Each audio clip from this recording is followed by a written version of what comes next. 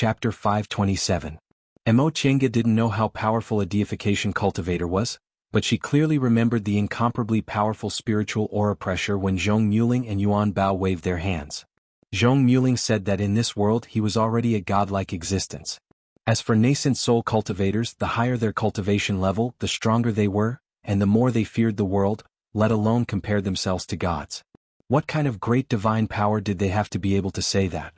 Unfortunately, there were only a few deification cultivators, so how could they meet them whenever they wanted? This question could only be answered when they entered the deification realm themselves.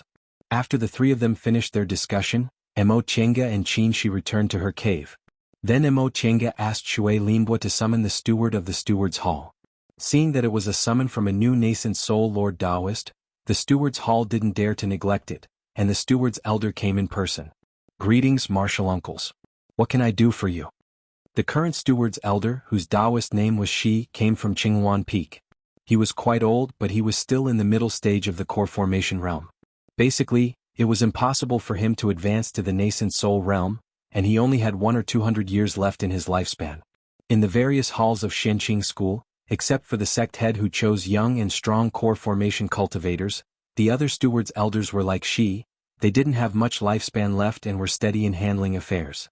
These senior core formation cultivators were experienced, so they were tactful and reliable in handling affairs.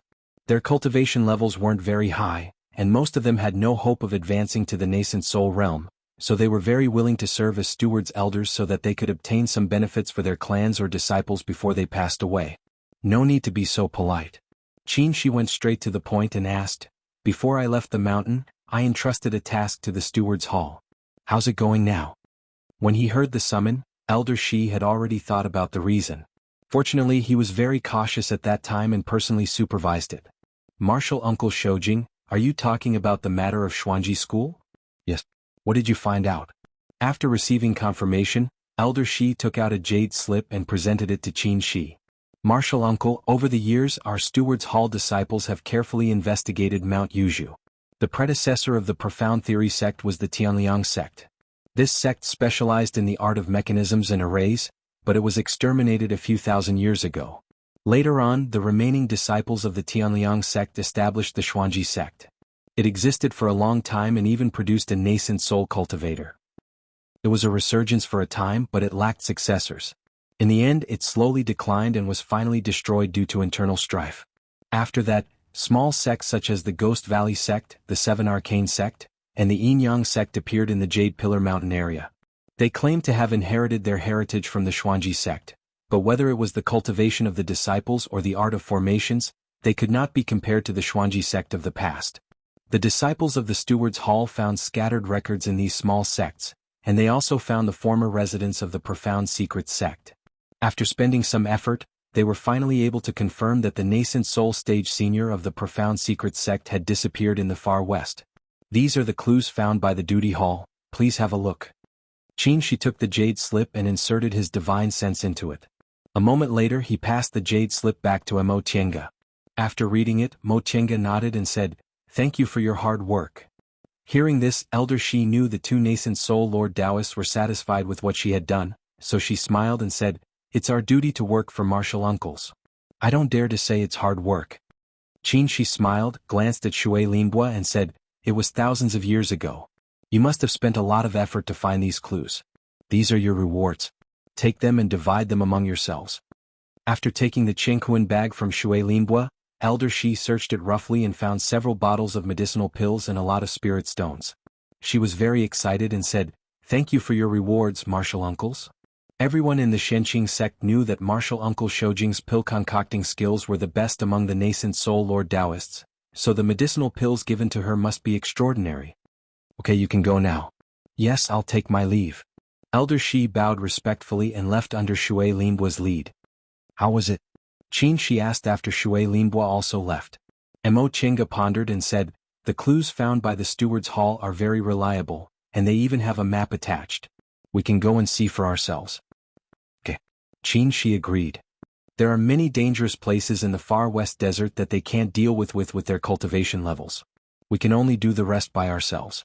After all, it was thousands of years ago, so Mo Chenga didn't have much hope for the steward's hall. It was already beyond her expectations that they could do this. The people of the steward's hall were better at inquiring about information and finding clues than them, but there were some things they couldn't do because of their cultivation levels. Then when do we leave? No hurry, she said. The place where a nascent soul cultivator died must be a dangerous place. No matter how anxious you are, you have to recover some strength before you can go. Okay. Chinga thought about it and followed his advice. Then I'll nourish the heaven and earth fan first. And I can also practice the great heavenly thunder spell. After making this decision, Chinga began to live in seclusion again. The spirit-quenching jade buried in the virtual sky world had begun to produce spirit-quenching water. With an inexhaustible supply of spirit-quenching water, the two of them re-refined their magic weapons. After being refined with the spirit-quenching water, the magic weapons' impurities were all removed and their power increased. Especially Qi's 3-yang real fire sword, which he had nourished for 200 years. Their minds were connected, so it was more handy now. Seeing this, Chinga had great expectations for the re-refined heaven and earth fan. After trying it out with other magic weapons, she took the spirit-quenching water and began a short-term closed-door meditation to refine the heaven and earth fan. Inside the closed-door meditation room, she stretched out her hand. Spiritual aura gathered in her palm, and the heaven and earth fan slowly emerged. After this period of nourishment, the heaven and earth fan regained some of its spirituality, but it was still far from the peak period when it was full of spiritual aura. She opened the fan. The flowers, birds, mountains, and rivers on it seemed to have withered and were no longer vibrant. The natal magic weapons of cultivators in the celestial pole probably didn't use as extravagant materials as she did. The ribs of the fan were made of azure dragon bones, and the surface of the fan was made of natural silk brocade. The pigments used included treasures like Chiyun stone and bewitching moonlight stone. Finally, 1,000-year-old chalcedony was used to increase its toughness. It wasn't easy for ordinary core formation cultivators to get even one of these materials, let alone the bones of divine beasts. If those nascent soul cultivators found out, they would fight over them. Chinga let go of the heaven and earth fan and took out a gourd. This gourd contained the spirit-quenching water taken from the immortal palace. Although the spirit-quenching jade buried in the virtual sky world had begun to produce spirit-quenching water, it hadn't been for long and wasn't as pure as the spirit-quenching water in the immortal palace. She used the newly produced spirit-quenching water to refine other magic weapons, but the heaven and earth fan was her natal magic weapon, so its importance couldn't be compared to other magic weapons. She put the gourd aside, sat cross-legged, closed her eyes and adjusted her breath. After a great circle, she adjusted herself to the best state and made a hand seal. A naked baby with a face similar to hers appeared above her head. This was her nascent soul. This nascent soul was white and tender, its spiritual aura was solid, and it was in a state of full of energy. At this moment, it climbed on top of her head and sat cross-legged. As the spiritual aura ran, the spiritual aura on the nascent soul's body became denser and denser. It suddenly opened its mouth and spewed out nascent fire, wrapping the heaven and earth fan. Inside the nascent fire, the heaven and earth fan rotated slowly. A red mist gradually appeared around it, and the whole surface of the fan flashed with an intoxicating fluorescent light. The fluorescent light became more and more stable. Chinga waved her sleeve, and the gourd also flew up. The mouth of the gourd popped open and water shot out of the gourd. Chinga pointed with her spiritual aura. The water seemed to be pulled, shooting toward the heaven and earth fan and merging with the red mist. By the time the spirit-quenching water in the gourd was completely emptied, the heaven and earth fan had been surrounded by the water curtain formed by the spirit-quenching water. The nascent fire was still refining the heaven and earth fan. The spirit-quenching water gradually boiled and finally turned into mist. Inside the nascent fire and the mist, the heaven and earth fan was still rotating. Slowly, a tiny speck of dust was peeled off and merged with the mist. Then the second speck, the third speck. As time passed, the spiritual aura in Chinga's body gradually became empty, and her nascent soul also gradually withered. The speck of dust in the heaven and earth fan became less and less. In the end, the whole surface of the fan was bright and clean, without any impurities. Chinga breathed a sigh of relief and was about to put away the nascent fire. Suddenly, her whole body trembled as if she felt something. She swallowed a high-grade restorative panacea to replenish the spiritual aura in her body and let her nascent soul continue to spurt out the nascent fire. After the impurities were removed and the nascent fire refined it, an extremely pure aura slowly appeared around the heaven and earth fan. This aura was pure and boundless. It only lasted for a breath, but it made people feel endless vitality. Azure Dragon's breath. Upon discovering this, Mo Chenga was extremely excited. Azure Dragon's breath finally appeared. Was it because there were too many impurities in the Heaven and Earth fan before, so the Azure Dragon's breath couldn't appear? No matter what the reason was, she finally found the Azure Dragon's breath. The nascent fire continued, and the Azure Dragon's breath became stronger and stronger. In the end, even Qin Shi, who was outside the closed-door meditation room, was alarmed. He had the vermilion bird's breath in his body, so he was much more sensitive to the breath of divine beasts than others. He was sure that it was the Azure Dragon's breath. However, Mo Chenga was still in closed-door meditation room, so he couldn't enter and could only wait outside. What did Mo Chenga do in the end? Did she finally find the secret of the Heaven and Earth fan? The Azure Dragon's breath gathered around the Heaven and Earth fan. This breath was colorless at first, but when it reached a certain level, it gradually turned blue. This blue color became stronger and stronger until it finally transformed into a small azure dragon. The image of the azure dragon. Mo Chenga had seen Qin Shi use the vermilion bird bow. When the vermilion bird's breath was shot by the vermilion bird bow, it would transform into the vermilion bird to attack. During the heavenly tribulation, the azure dragon's breath soared from the Heaven and Earth fan also had the appearance of an azure dragon. It seemed that she finally found the real killer move of the Heaven and Earth fan. However, her surprise hadn't ended yet. The image of the azure dragon became more and more solid, almost as if it was real, and the scales on its body shone with a blue light. Roar! The azure dragon opened its mouth and spat out a ball of golden lightning which flew towards her nascent soul. The golden lightning of the heavenly tribulation. While Mo Chenga was stunned, this ball of golden lightning had already surrounded her nascent soul. However, what was surprising was that it didn't cause any harm. Her nascent soul opened its mouth and swallowed this ball of golden lightning. As for the azure dragon, after releasing the golden lightning, it circled around and imprinted itself on the surface of the Heaven and Earth fan. Chapter 528. Qin Shi sat in the small bamboo hall of the virtual sky world and looked at the closed-door meditation room next to him. In the closed-door meditation room, the spiritual aura fluctuations gradually stabilized and finally subsided. Then the door opened and Mo Chenga stepped out with a happy face. "How is it?" Qin Shi asked. The azure dragon's breath. After returning to the small bamboo hall and sitting down, Mo Chenga waved her hand to open the Heaven and Earth fan and handed it to him. After being purified by the spirit tempering water, the Heaven and Earth fan's spiritual aura was pure and colorful. But this wasn't the point. Qin Shi saw at a glance that the azure dragon pattern appeared on the fan, emitting a pure and vast azure dragon's breath. This is, after I refined the Heaven and Earth fan again, the azure dragon's breath appeared, Mo Chenga said. Maybe the original Heaven and Earth fan's level wasn't high enough, so the azure dragon's breath was hidden. Mo Chenga wasn't guessing randomly. The vermilion bird bow was the most precious treasure of the ancient glacial ice palace. Not to mention the fact that the forging techniques of the ancient glacial ice palace were much more advanced than those of today. Just the fact that the glacial ice palace had such a large spirit tempering pool meant that the treasures they refined would definitely be extremely pure. Although the materials used for her Heaven and Earth fan weren't inferior, the refining technique was incomparable. It hadn't been purified by the spirit tempering water, so it certainly couldn't be compared to the vermilion bird bow. Fortunately, the Heaven and Earth fan was her natal magic weapon and connected to her mind, so it could be refined and improved. In time it might be comparable to the vermilion bird bow. Qin Shi thought for a moment and understood. He said with a smile, "In any case, I finally found the azure dragon's breath.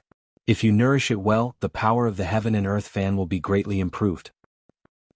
Mo Chenga was full of confidence about this. The next moment she thought of another thing and said hesitantly, "There's one more thing I'm not sure about." "What is it?" Mo Chenga didn't answer immediately. Instead, she made a hand seal and summoned a golden thunderbolt from her dantian. "This is..." Qin Shi was stunned. "Why is this aura so similar to the golden thunderbolt of the ninth tribulation that day?" "Yes." Mo Chenga reached out and held the golden lightning.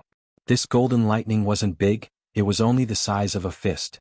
However, the terrifying might it contained was exactly the same as the heavenly thunder that day. After the azure dragon appeared, it opened its mouth and spat out this golden lightning. Qin Shi thought for a moment then smiled. "I understand." That day the azure dragon faced the enemy and swallowed this ball of golden lightning, then hid inside the fan of Heaven and Earth. During this period of time, the Azure Dragon has assimilated the golden lightning, and after you re-refined the fan of heaven and earth, the Azure Dragon has truly recognized you as its master, so this ball of golden lightning is also equivalent to being refined by you. Heavenly Tribulation lightning was sentient, but this ball of golden lightning was so docile in her hands. Clearly she had already refined it. I see. Chenga stared at the golden lightning in her hand. Then this ball of golden lightning? I can use it to cultivate the great heavenly thunder technique, Qinshi continued. I've read that cultivation technique.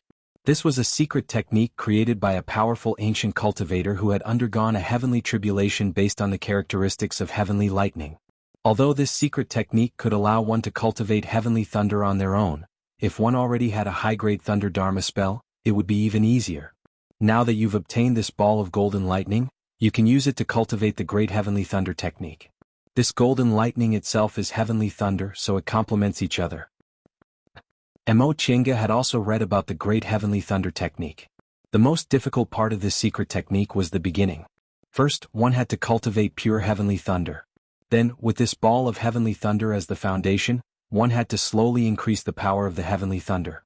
Although the great heavenly thunder technique could allow one to cultivate high-grade thunder dharma spells, it wasn't real heavenly thunder after all.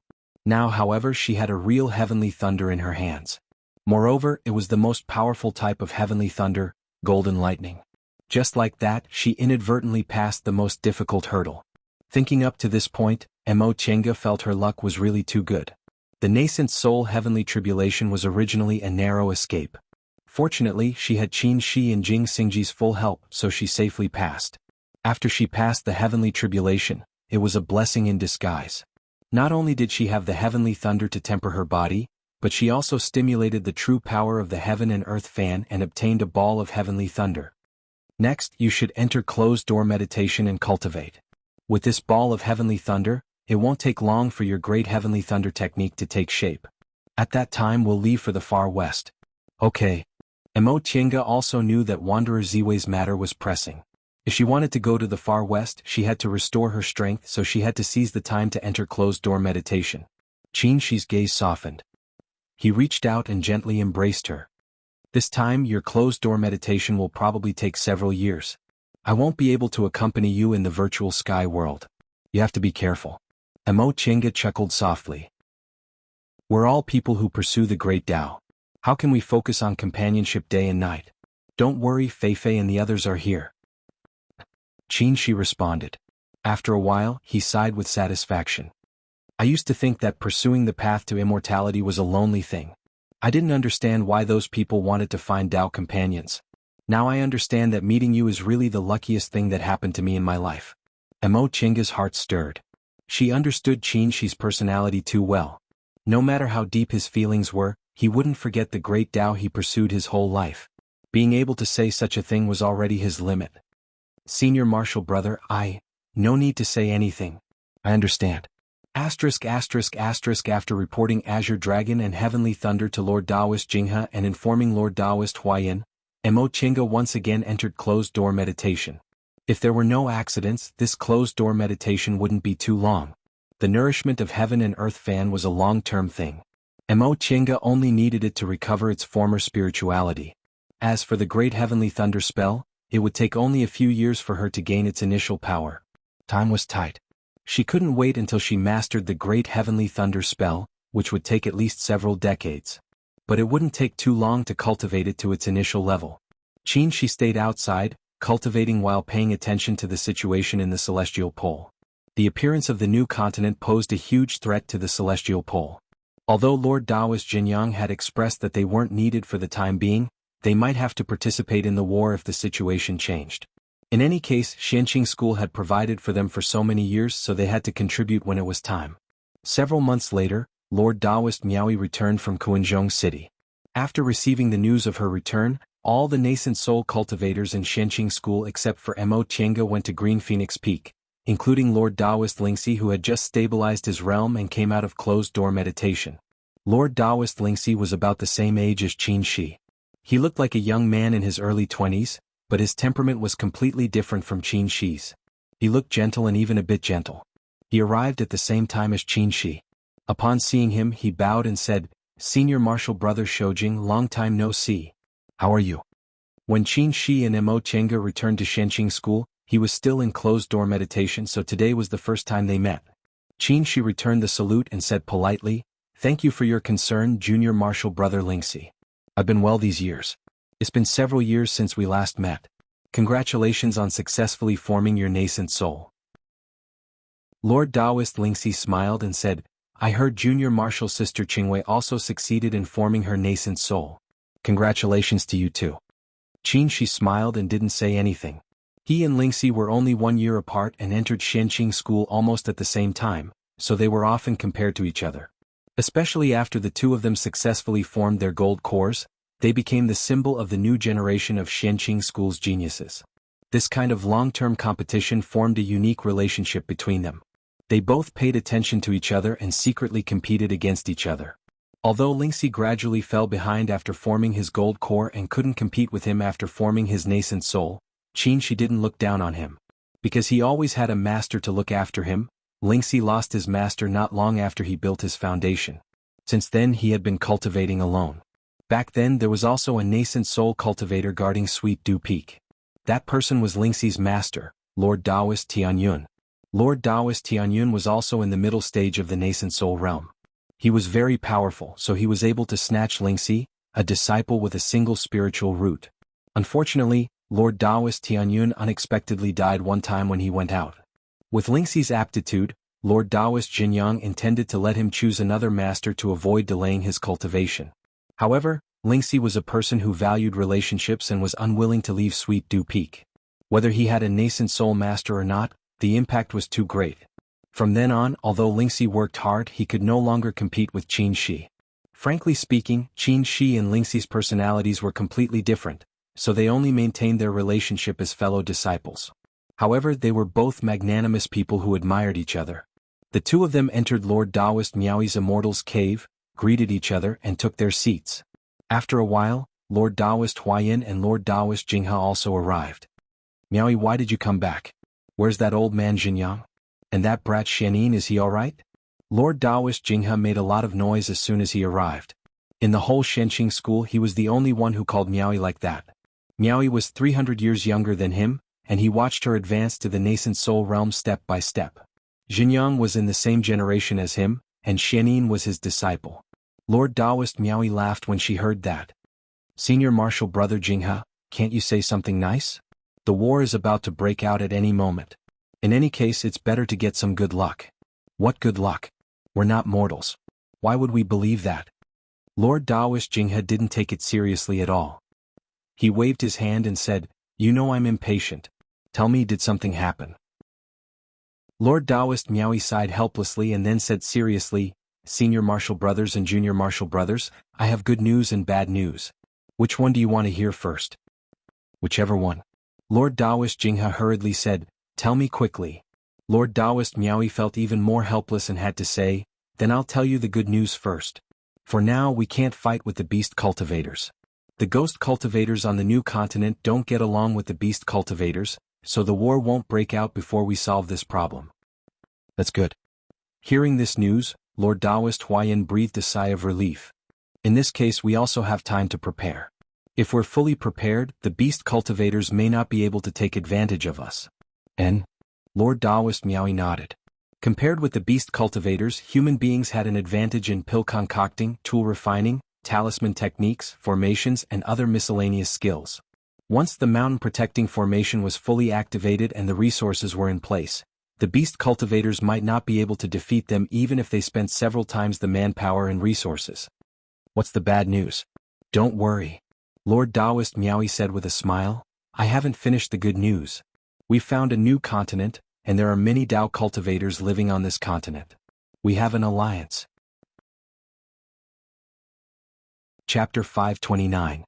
This continent is in the original celestial pole, not far from the northeast forest. We've sent people to investigate it. It's Yunzhong where Shoujing and Qingwei have been. Yunzhong? Even Lord Taoist Jinghe was shocked by this news. "So, we can travel with Yunzhong at will?" "Yes." The nascent soul Taoists were delighted. This was really good news. In any case, humans and demonic cultivators were natural enemies. It was impossible for them to help demonic cultivators instead of humans. Qin Shi frowned, but there was no joy on his face. Miaoyi asked curiously, Shoujing, what's the problem? Qin Shi asked, are you really talking about Yunzhong? Yes, we have confirmed it. Miaoyi paused and said, we know what you and Qingwei experienced in Yunzhong. Although you have some disagreements with the big sects in Yunzhong, it's just a dispute of interests, not a big hatred. Now that you've returned to your sects, I don't think they'll turn against us because of this. Qin Shi's expression still didn't relax, so Lord Taoist Huayan asked, is there any secret?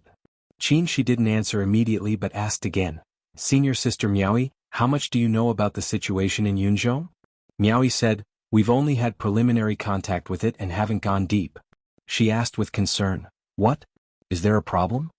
Qin Shi pondered for a moment and said, Yunzhong is a bit bigger than the celestial pole. It has more spirit veins and resources than the celestial pole, and more big forces.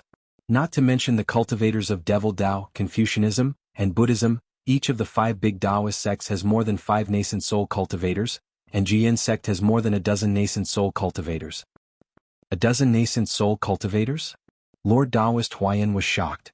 In the tens of thousands of years since Shenqing School was founded, it had 6 nascent soul cultivators at most. Now it had 8, which was unprecedented in its history. Unexpectedly, it couldn't compare with the big sects in Yunzhong at all. Yes, there are more than 100 nascent soul cultivators in Yunzhong. The nascent soul Taoists looked at each other with serious expressions. They all knew that Yunzhong was stronger than Celestial Pole, but they didn't expect him to be this strong. There were about 60 nascent soul cultivators in the Celestial Pole. Even if there were some who lived in seclusion, there wouldn't be more than 70. Compared with Yunzhong, the number of nascent soul cultivators was 1/3 less. Qin Shi continued to say, the forest where the beast cultivators live is connected to our Kunwu mountain range.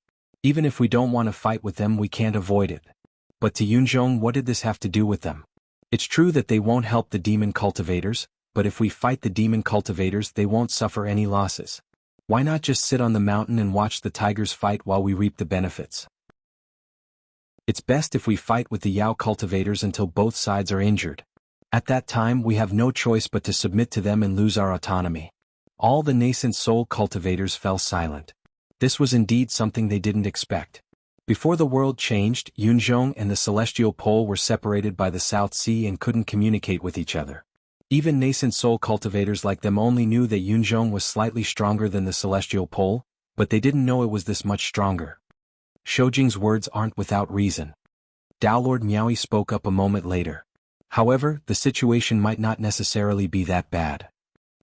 Lord Tao Lord Huayan asked, Junior Martial Sister Miaoyi, do you have any other news? Miaoyi said, I didn't tell you the bad news just now, but now it seems it might not be bad news. She paused and said, in addition to Yunzhong, we also found something else this time. The devil path is restless again. Hearing this, everyone was surprised. Even Lord Tao Lord Jinghe's hand holding the teacup stopped. The devil path? Demonic mountain? Yes, Miaoyi said. This time, Tiandao sect only left 2 early-stage nascent soul cultivators to guard the gate. The other 4 have all gone to Kuanzhong City. Originally, they were very relieved with demonic mountain as a barrier, but they didn't expect a group of disciples of the devil path to suddenly attack Mount Yuheng not long ago. This time, all the cultivation groups in the Celestial Pole united to establish an alliance. Tiandao sect took the initiative and dispatched 4 nascent soul cultivators, 2 in the late stage and 1 in the middle stage. Tiandao sect's strength ranked first among all the cultivation groups. Everyone was well aware of Tiandao sect's intentions. Seeing that Shenqing School was becoming more and more prosperous, they did this for the chief position of the alliance. Shenqing School had always been more conservative than them. If they took the initiative to attack, they could still gain the upper hand. Unfortunately, Lu Dingyuan's plan fell through because of the return of Qin Shi and Mo Tiange. With 8 nascent soul cultivators, even if Shenqing School didn't have many nascent soul cultivators in Kuanzhong City, Tiandao sect's status wasn't something Tiandao sect could shake. Even if Lu Dingyuan obtained the chief position as he wished, it would still be the same. Tiandao sect cut off all means of retreat and gave up the title of the #1 cultivation group in the Celestial Pole. Moreover, the Devil Path, which had been peaceful for tens of thousands of years, unexpectedly attacked Mount Yuheng at this time. What's the result? Lord Tao Lord Jinghe rarely showed a serious expression. What's the loss of Tiandao sect? What's the situation now? With the great mountain protecting formation, Tiandao sect didn't lose much, Miaoyi answered. This group of disciples of the Devil Path had the highest cultivation level in the core formation realm. It should be a probe by the Devil Path. Lord Huayan sighed. This is indeed bad news. With the beast cultivators in front and the Devil Path behind, Kunwa's situation wasn't good. Although Tiandao sect suffered the biggest loss, all the cultivation groups in Kunwa were united. If Tiandao sect declined, they wouldn't benefit either. This wasn't the demonic beast riot more than 100 years ago. At that time, human cultivators had the upper hand, and the cultivation groups could still play tricks among themselves. Now, the enemy was stronger than them, so they really suffered together. Don't worry, senior martial brother Huayan, Miaoyi said. Demonic Mountain is a natural barrier, and the restrictions in the surrounding mountains are complicated. These Devil Path cultivators can't come too many, so the situation isn't very critical. Seeing the smile on Lord Miaoyi's face as if she wasn't very worried, she suddenly thought of something. Senior Martial Sister Miaoyi just said we have an alliance. Does that mean we're not facing the beast cultivators but the Devil Path? Miaoyi looked at him with surprise and said with a smile, Junior Martial Brother Shoujing is really quick-witted. You're right. If Yunzhong was only connected to our area, there was indeed no need for them to support us. It would be great if they could help us a little. However, the change in the Devil Path forced them to help us. She said in detail, after the change in Demonic Mountain, we sent people to inquire about the situation. As a result, we found that in the past tens of thousands of years, the forces of the Devil Path have already penetrated deep into the northeastern forest. The northeastern part of the Celestial Pole was a vast forest. This forest was different from the demonic beast forest in the south of Kunwu. There were no large spirit veins here, so there were only some small demonic beasts and no cultivation groups. Because of this, the big cultivation groups in the Celestial Pole didn't take this forest seriously. Even cultivators who hunted for treasures rarely went there. As it turned out, this forgotten place had long fallen into the hands of the Devil Path. During the war between the Righteous Path and the Devil Path cultivators were driven to the north of Demonic Mountain and never entered Kunwu again. The terrain of that mountain range was complicated and the conditions there were bad. The Devil Path cultivators suffered a lot there, but they were no match for the Righteous Path, so they had no choice but to move northeast. Although the northeastern forest didn't have many spirit veins and wasn't rich in natural resources, it was at least much calmer than Demonic Mountain. After the change in the world, Yunzhong and the Celestial Pole weren't far apart. The natural moat and the South Sea became a strait. Devil Path cultivators discovered that there was such a large piece of fertile land in the northeast. How could they hold back? Although they didn't dare to fight against the cultivators in Yunzhong head-on, they couldn't avoid harassing and plundering from time to time. I see. She heaved a sigh of relief. If that was the case, the situation in the Celestial Pole wasn't too bad. With the Devil Path cultivators causing trouble in Yunzhong, at least they didn't have to worry about the Celestial Pole taking advantage of the situation and coming to the Celestial Pole. Besides, in order to let the Celestial Pole contain the Devil Path's rear, the cultivators in Yunzhong might take the initiative to express friendliness and help them deal with the beast cultivators. In this way, the alliance could be established. After Lord Daoist Miaoyi finished speaking, the others sank into their own thoughts. The appearance of Yunzhong and the unusual movement of the Devil Path. These two things happened at the same time, so the situation in the Celestial Pole suddenly became very complicated. The beast cultivators, ghost cultivators, Devil Path, Yunzhong, and the Celestial Pole, these five forces all had their own enemies. Coupled with the geographical distance, it was really hard to say how things would develop. After a long time, Lord Daoist Jinghe heaved a long sigh and said seriously, which was rare for him, "This game of chess is not easy to play." Yes. Lord Daoist Huayan frowned deeply. The beast cultivators in the southern forest are easy to deal with, but we still don't know what's going on in this new continent. The beast cultivators and ghost cultivators don't get along. Is there anything we can use? How powerful is the Devil Path in the north of Demonic Mountain now? How many high-level devil cultivators are there? What do they think about Kunwu and Yunzhong? And Yunzhong is powerful, so it shouldn't be difficult for them to deal with the Devil Path cultivators on Demonic Mountain. Will they use thunderous means to eliminate the Devil Path in one fell swoop? We're stuck in the middle, so we're not only friends and enemies, but we also have to maintain a kind of balance to survive. Lord Daoist Huayan's cultivation level wasn't high, but he had rich experience. His thoughts were the key. The Celestial Pole now had enemies and friends, but it wasn't enough to eliminate the enemies. If the forces in Yunzhong were too strong and the devil path were eliminated in one fell swoop, their situation would also be bad. For a long time, cultivators in Kunwa thought they could stay vigilant because they had demonic beasts on their side. After the world changed, the situation changed greatly. Only then did they realize that the original days were actually very peaceful. What was the big deal about killing demonic beasts? They had an absolute advantage and had never faced a crisis of survival. Now they were in a difficult situation. As a group of top cultivators in the celestial pole, the nascent soul Lord Taoists present couldn't escape because they were backed by their sections. Hey! Lord Taoist Jinghe suddenly laughed and said, I'm actually a little envious of old man Songfeng now. He's good. Even if we fight fiercely, he can stay in his turtle cave and continue to cultivate. Lord Taoist Huayan smiled bitterly. Senior Martial Brother Jinghe, are you deliberately making things difficult for us? Is this considered making things difficult? Lord Taoist Jinghe said, the trouble hasn't come yet. When the beast cultivators launch a large-scale attack and the devil path is unwilling to be left out, it'll be impossible for us to sit here and worry. Hearing this, everyone sighed in their hearts. Wasn't that right?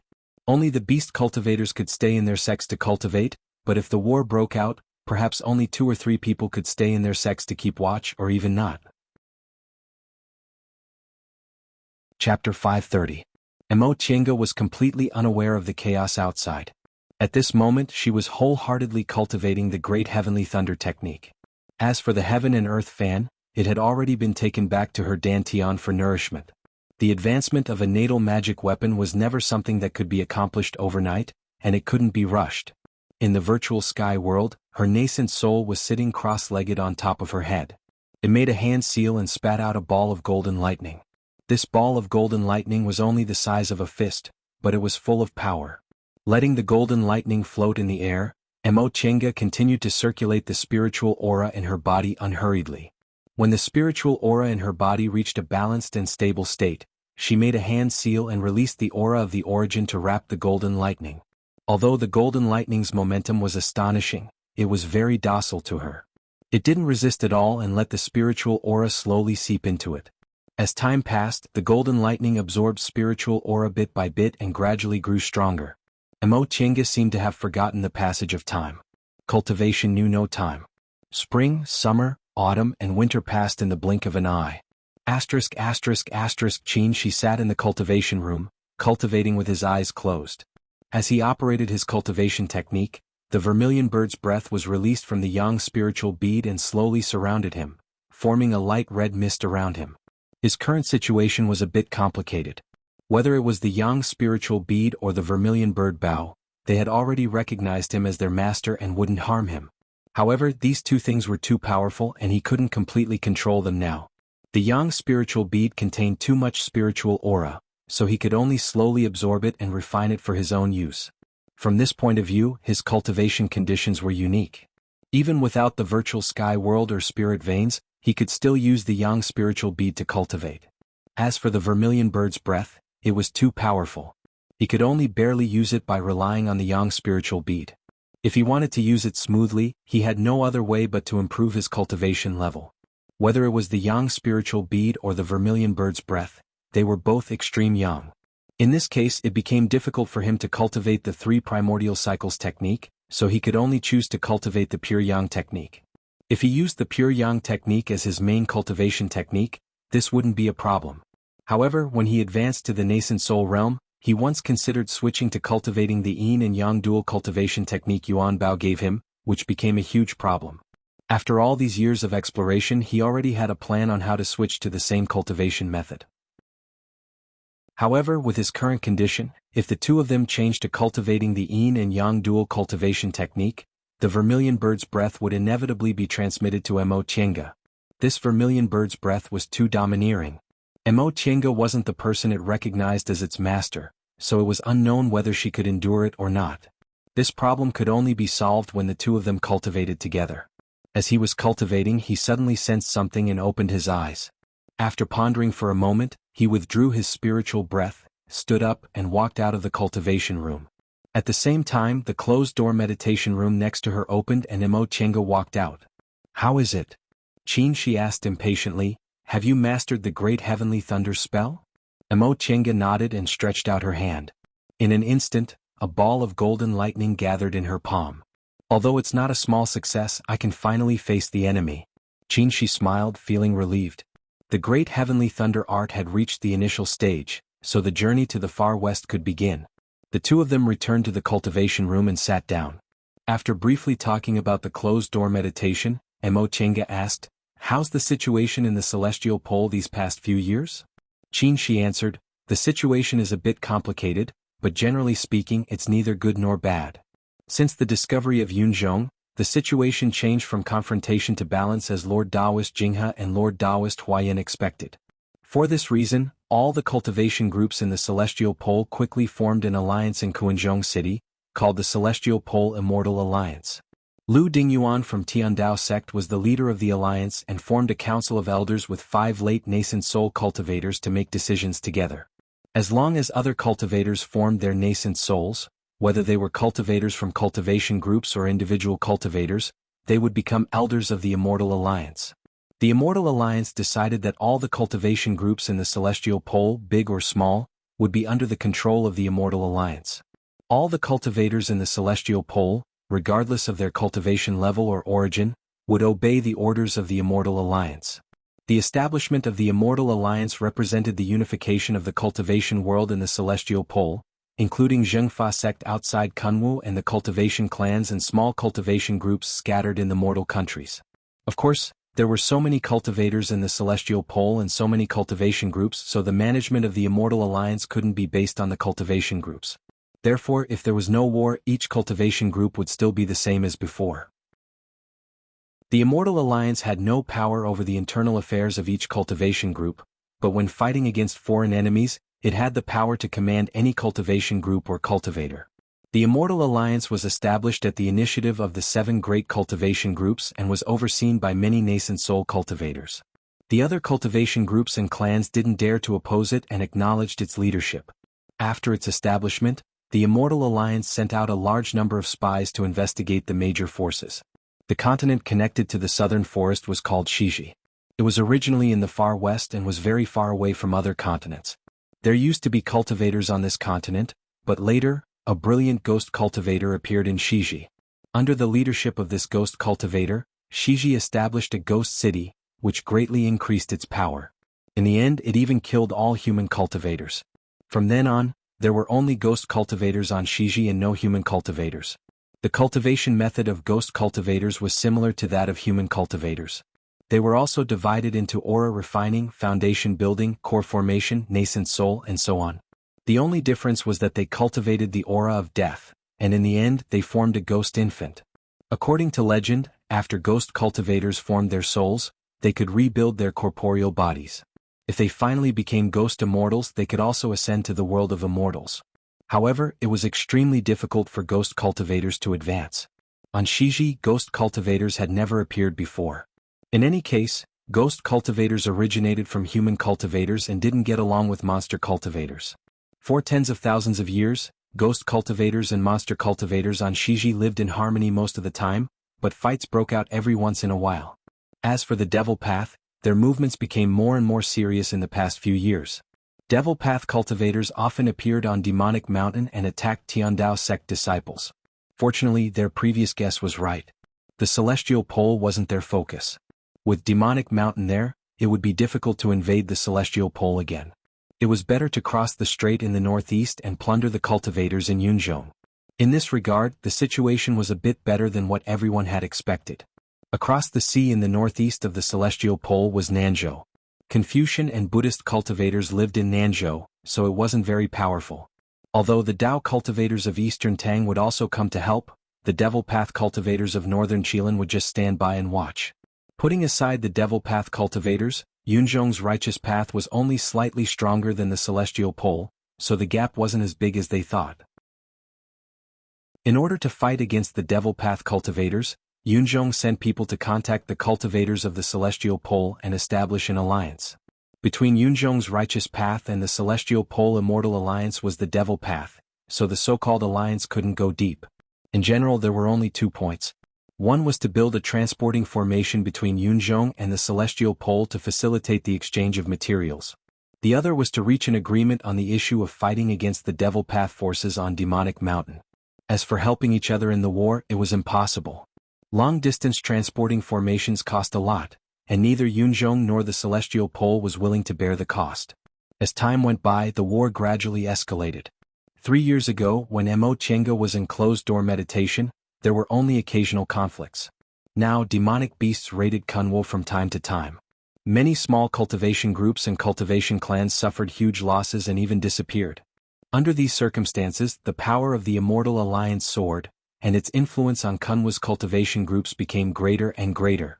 If the war continued, every cultivation group would eventually merge into the Immortal Alliance, and it wouldn't just be a war alliance. Mo Chenga smiled. That chief disciple Lu is really a crafty old fox. Qin, she said, isn't that so? Tiandao sect's position as the number 1 cultivation group is out of the question. Instead of fighting for this position, it'd be better to properly manage the Immortal Alliance and dilute its influence. As long as they still have 2 late-stage nascent soul cultivators, their influence in the Immortal Alliance won't be weak.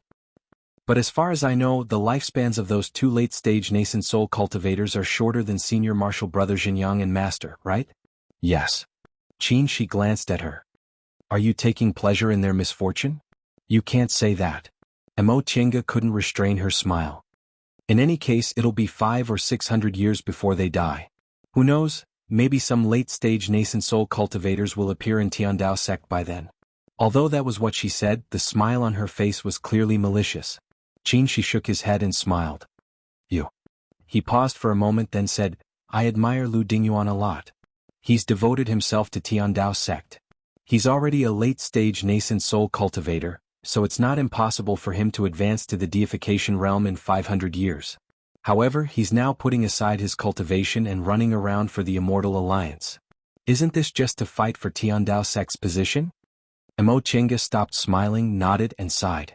Yes. There's also Master Daoist Yuan Mu from Juyin sect. Sometimes I really don't understand. Since they've cultivated to the late stage of the nascent soul realm, they naturally have firm Dao hearts, so why are they willing to sacrifice so much for the sect? Xianqing School treated her very well. If there was a need, she would also step forward bravely. However, she couldn't do the kind of painstaking work that Lu Dingyuan and Master Daoist Yuan Mu did. You joined the sect halfway, so you naturally don't understand the significance of the sect for us elite disciples who joined the sect since we were young. Qin, she said slowly, people like us entered the sect when we were young and directly became elite disciples. We were supported by thousands of disciples in the sect, so our feelings for the sect are deeper than our family clans. Without the sect, we wouldn't have our glorious identities and profound cultivation levels. At this point he sighed and said, in the end, cultivators are still human. How can we avoid human feelings?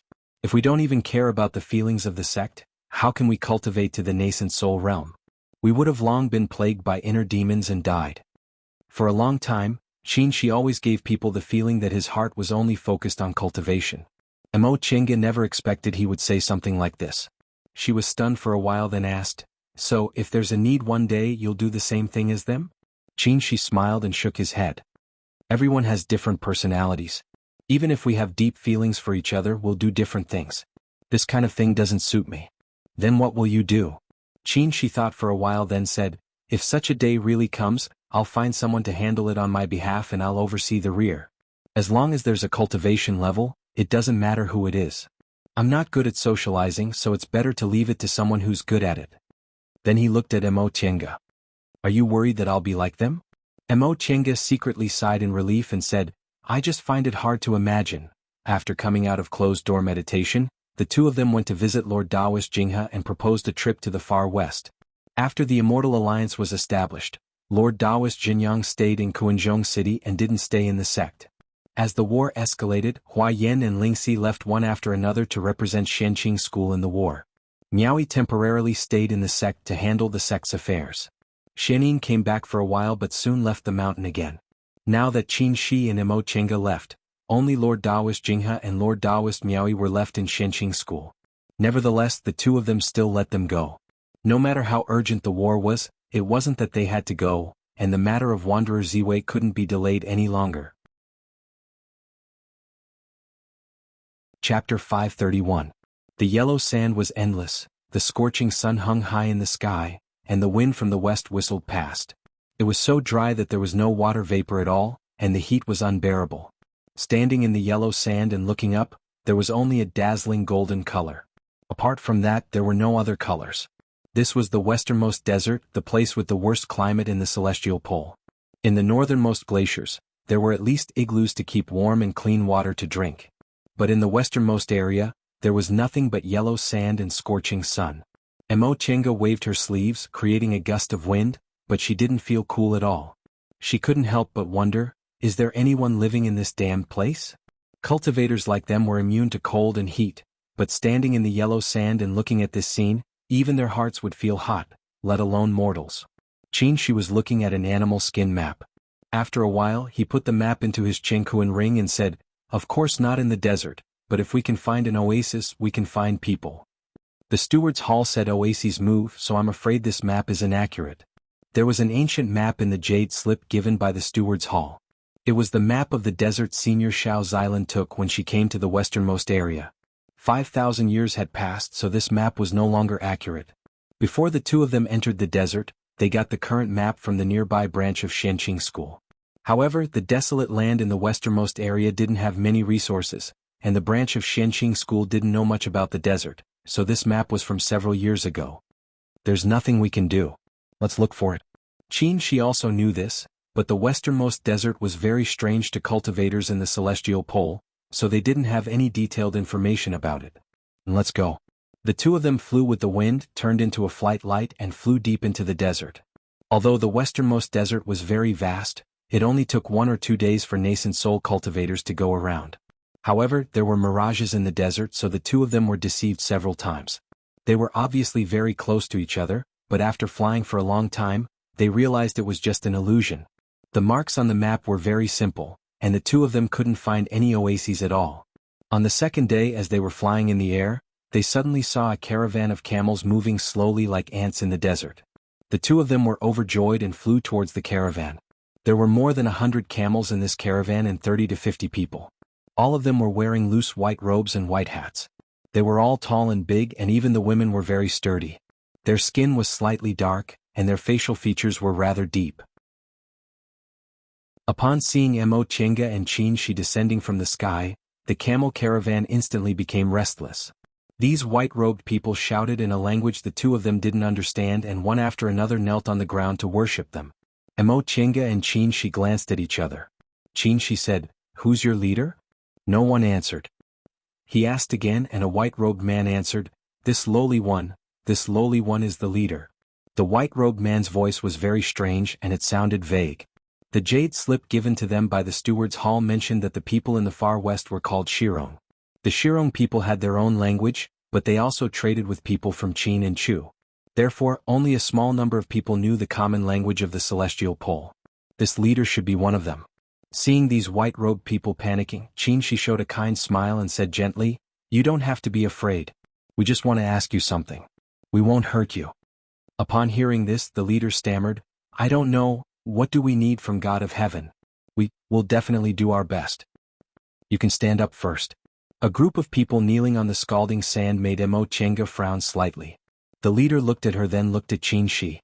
Seeing that Shi didn't object, he repeatedly kowtowed and thanked him. "Thank you, God of Heaven. Thank you, God of Heaven." As he spoke, he stood up, turned around, waved his arms, and shouted loudly to the people of his tribe in the Shirong language. When everyone stood up, the leader bowed and said, "Thank you, God of Heaven, for your kindness." Shirong people, "Thank you, God of Heaven, for your kindness."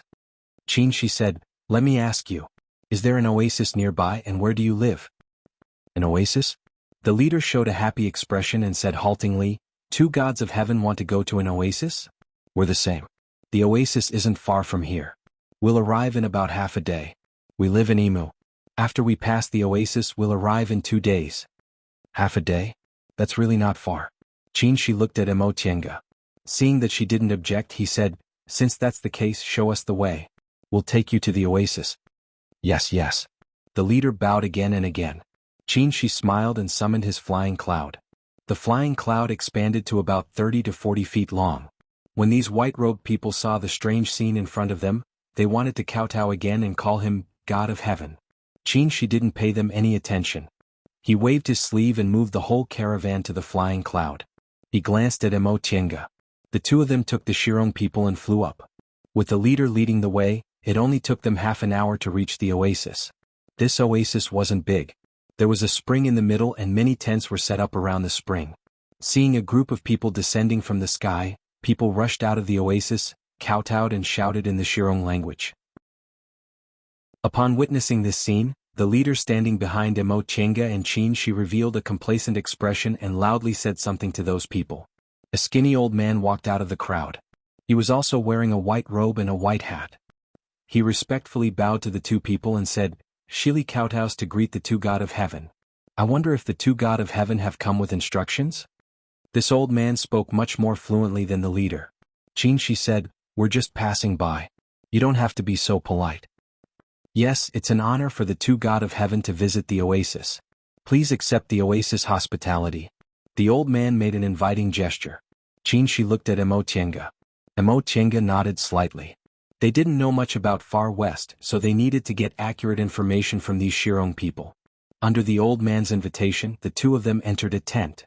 The tent was very spacious. Although it was simple, it had all kinds of daily necessities. The old man asked the two of them to sit down. Immediately, a white-robed girl served them tea. Emo Tienga looked down. The tea was green. It wasn't the tea they usually drank. It seemed to be some kind of juice.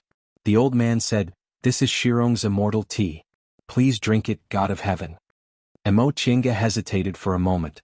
Seeing that Qin Shi didn't resist and picked up the teacup and took a sip, she also picked up the cup. This strange tea was very sweet with the fragrance of plants. It was very refreshing. After watching the two of them drink it, the old man said, "Every rainy season, many immortal trees will grow in the desert. The juice of these immortal trees is immortal tea. In Shirong, immortal tea is only used to entertain distinguished guests." "I see." Emo Tienga paused for a moment then asked, "What do you mean by calling us God of heaven?"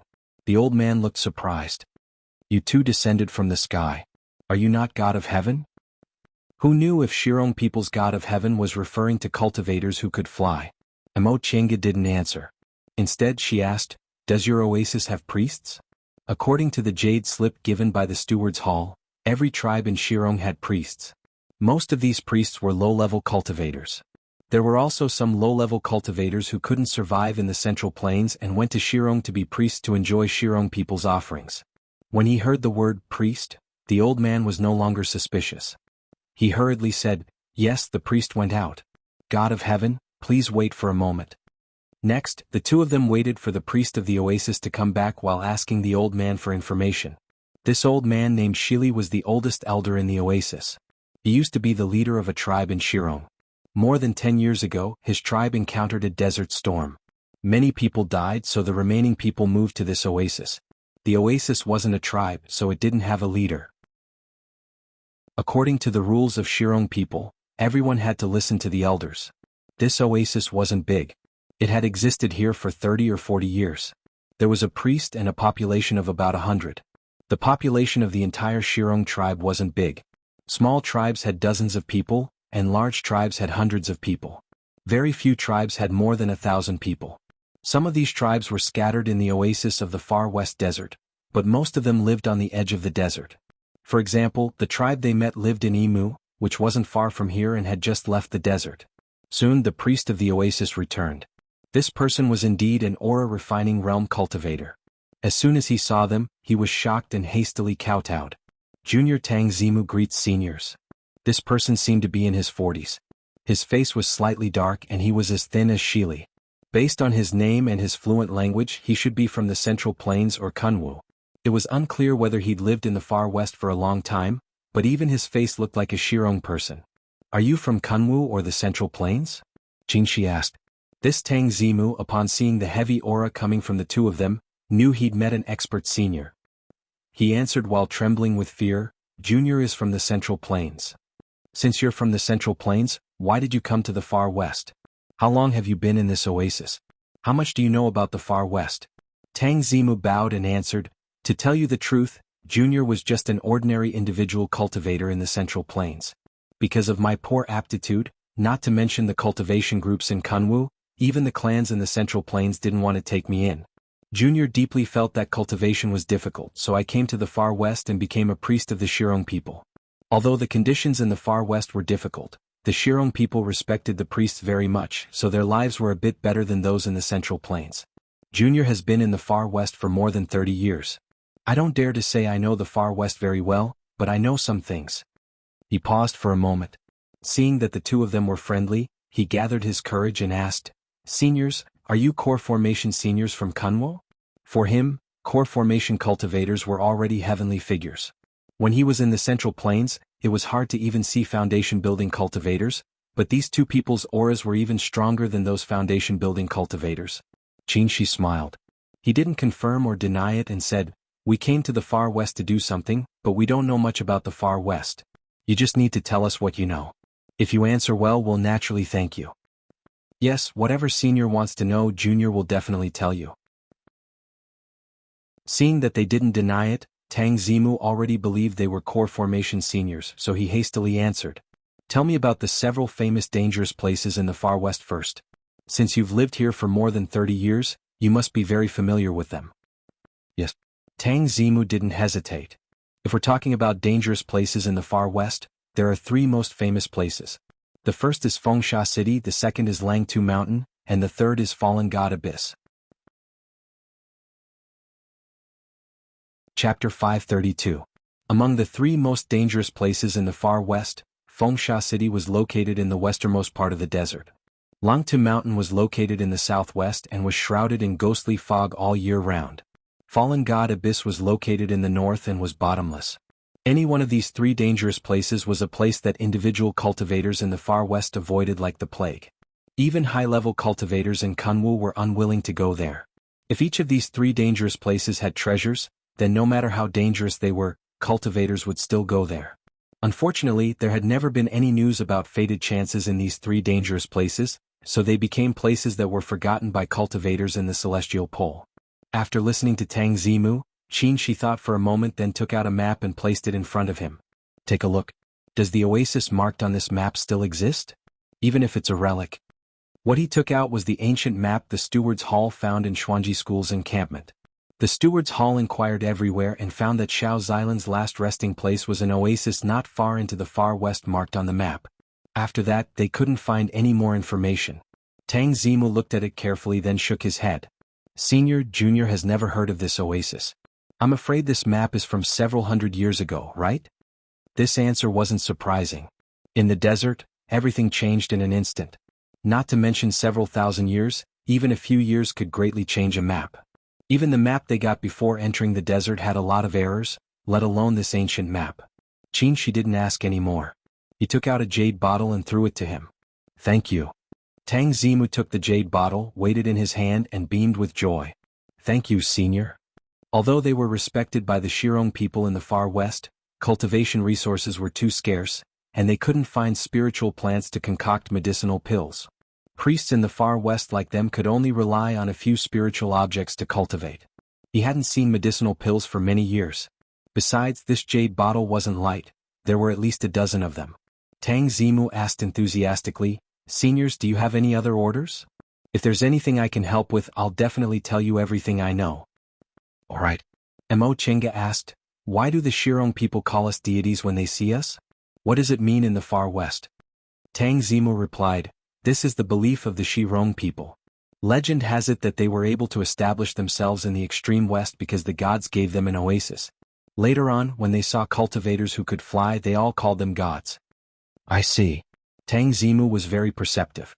Seeing that they had stopped talking, he said, "If the two seniors have nothing else to do, please rest here for a while. I promise that no one will disturb you." Mo Chenga smiled and nodded. "Then I'll have to trouble you." I wouldn't dare. Junior will take his leave." Once Tang Zimu left, Qingxi knocked on the table and said, "There's no news of treasures in the three great perilous zones. Why did Senior Xiao come to the Far West?" The Far West desert was so big, wanting to find a person who came here 5,000 years ago was too difficult. Unless they could deduce her intention, otherwise, it would be no different than looking for a needle in a haystack. Mo Chenga stared at the ancient map on the table. The markings on it were also very simple. There wasn't even a mention of the three great danger zones. The oasis that Xiao Xilan had been to had long disappeared in the desert. Even if they went there, they would not be able to find any clues. Just by looking at this map, they really couldn't see where Xiao Xilan went. After thinking for a while, Mo Chenga said, "For a nascent soul cultivator to come to the far west, she must have 3 reasons." She looked up at her. She said, "First, the far west's environment is special, so she cultivates some kind of special cultivation technique." She thought for a while, then nodded. "Correct. If she cultivates an extreme yang cultivation technique, she'll indeed get twice the result with half the effort here. For example, if he had a spirit vein of similar quality, the far west desert would be a very good place to cultivate." However, the Jade Slip Wanderer Ziwei gave said that Senior Xiao cultivates a wood attribute cultivation technique, so this reason shouldn't be valid. Mo Chenga continued, "Second, she deliberately hid here to hide from her enemies or something else." She shook his head. Xuanji School doesn't seem to have any strong enemies, and Wanderer Ziwei also said that Senior Xiao is a kind person, very popular, and never makes enemies of others. Then there's only the third reason, to look for treasures. Under normal circumstances, nascent soul cultivators died before their lifespans were up, and this was the most common reason. After cultivating to the nascent soul realm, cultivators all cherished their lives very much. Unless there was a life or death enmity between them, they usually wouldn't risk their lives. However, when faced with fated chances and treasures, sometimes they couldn't care less about risks. Then the question comes back to it. In the far west, what's worth a nascent soul cultivator taking risks and even risking his life for? This question made the two of them sink into contemplation. After a long time, Mo Chenga said, "I think we still have to go to the 3 great danger zones to explore. Let's not talk about whether there are treasures in the 3 great danger zones, but since they can make a nascent soul cultivator die, they must be dangerous places. In the far west, aside from the 3 great danger zones, what other places are so dangerous?" She agreed. Since they couldn't speculate from the reason, they could only speculate from the result. "Let's rest here first. We'll leave tomorrow." The next day, the two of them summoned Tang Zimu and learned some specific information about the 3 great danger zones from him. Tang Zimu was only a low-level cultivator, so he didn't know much about the 3 great danger zones. He only told them the general path and recommended them to go to the Shirong tribe near the danger zones to find a guide. These Shirong people had always lived near the danger zones, so they more or less knew a bit about them. The two of them gave Tang Zimu some spirit stones and medicinal pills as compensation and left the oasis. The first danger zone they went to was the Fallen God Abyss. The Fallen God Abyss was located in the northern part of the desert in the far west. It was a fissure thousands of miles long, with gales whistling inside and a bottomless abyss. The Shirong people said that even heavenly gods would fall into the Fallen God Abyss, so it was called the Fallen God Abyss. The name seemed to be related to cultivators, so the two of them had high hopes for the Fallen God Abyss. They found a tribe near the Fallen God Abyss and learned about the legend of the Fallen God Abyss from an old man. It was said that a long time ago, there was no Fallen God Abyss in the far west. Later, 2 heavenly gods fought there, and one of them slashed down with his sword, creating a long fissure that became the Fallen God Abyss. The Fallen God Abyss was bottomless. If one accidentally fell in, even a heavenly god couldn't save them. The tribes living nearby would order their people not to go near the Fallen God Abyss. The old man in the tribe was shocked when he heard they were going to the Fallen God Abyss. He repeatedly advised them that even if a heavenly god went to the Fallen God Abyss, he wouldn't be able to return. Mo Chenga was very interested in what he said, so she asked him if any god of heaven came here. The old man answered that he had never seen one, but according to the legend of the tribe, a heavenly god entered the Fallen God Abyss a long time ago and never came back. Hearing this news, the two of them became even more interested in the Fallen God Abyss. After thanking the old man, they went straight to the Fallen God Abyss. Although she had heard about the appearance of the Fallen God Abyss from Tang Zimu and the old man, Mo Chenga still gasped when she saw the long fissure. "It's so big." This fissure was not only thousands of miles long, but it was also several miles wide. Standing on the edge of the fissure and looking down, it was so dark that they couldn't see the end. Even the gales inside the fissure were gray in color. The fissure was surrounded by dry Yellowstone, not even a blade of grass grew. From time to time, Yellowstone would roll down and be swept away by the gales. Standing on the edge of the Fallen God Abyss, the two of them heard the howling gales with powerful momentum. They thought, no wonder this fissure is called the Fallen God Abyss. Not to mention mortals, even ordinary cultivators can't withstand such gales. Should we go down? Emo Chinga asked. She used her divine sense to feel the power of the gales. Even core formation cultivators would find it difficult to deal with them. Who knew if the deeper they went, the more powerful it would be. Let's go down, she said. We'll talk about it if we can't bear it. In the absence of clues, if they wanted to find Xiao's island, they could only go through the 3 great danger zones one by one. She shook his arm. The 3 young real fire sword emerged from his body and turned into sword aura, surrounding the 2 of them. Emo Chinga also summoned the heaven and earth fan and the white silk handkerchief. During the heavenly tribulation, half of the white silk handkerchief was broken. In the past few years she found some materials and managed to repair it so it could still be used. Soon after, the 2 of them jumped into the fallen god abyss. The wind howled in their ears and the aura around them was chaotic. Emo Chinga frowned, touched her Qingquan ring and took out the Tai Chi 8 diagrams. The Tai Chi 8 diagrams unfolded beside her, and the aura around them immediately stabilized. The 2 of them continued to descend, and the gales swept towards them. With the howling sound of the wind, the gales carried a lot of Yellowstone fragments and smashed towards them.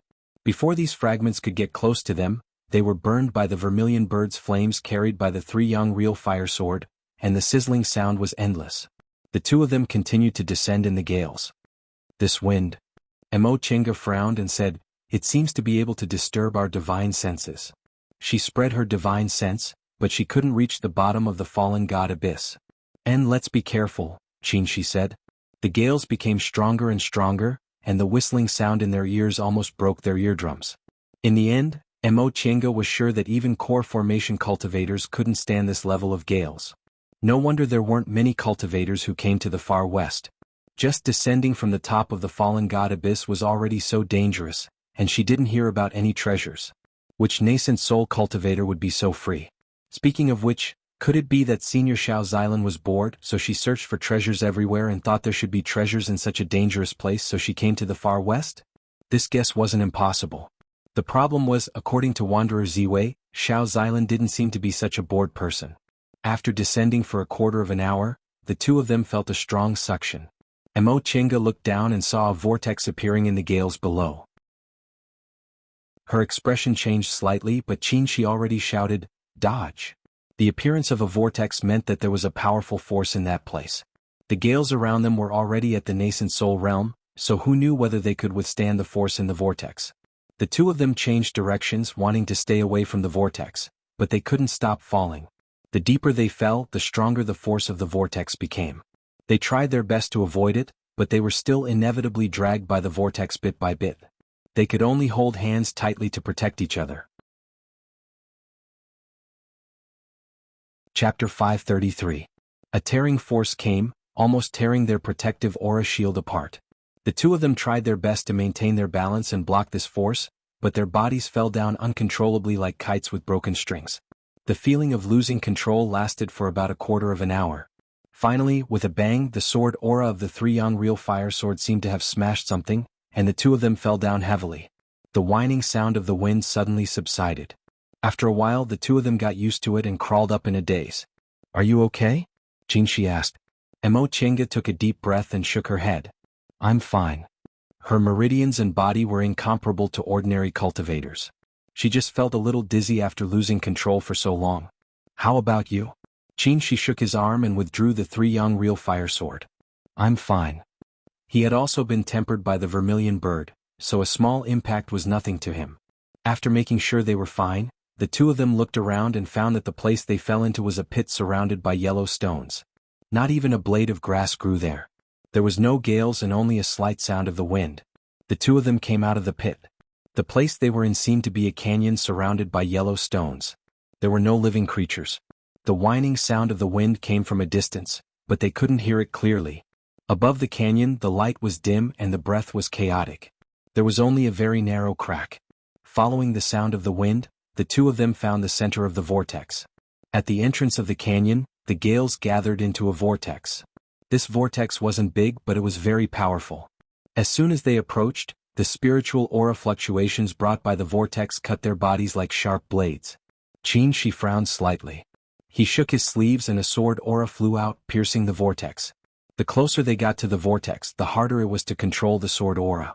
As soon as it touched the center of the vortex, it suddenly lost control and was thrown out by the vortex.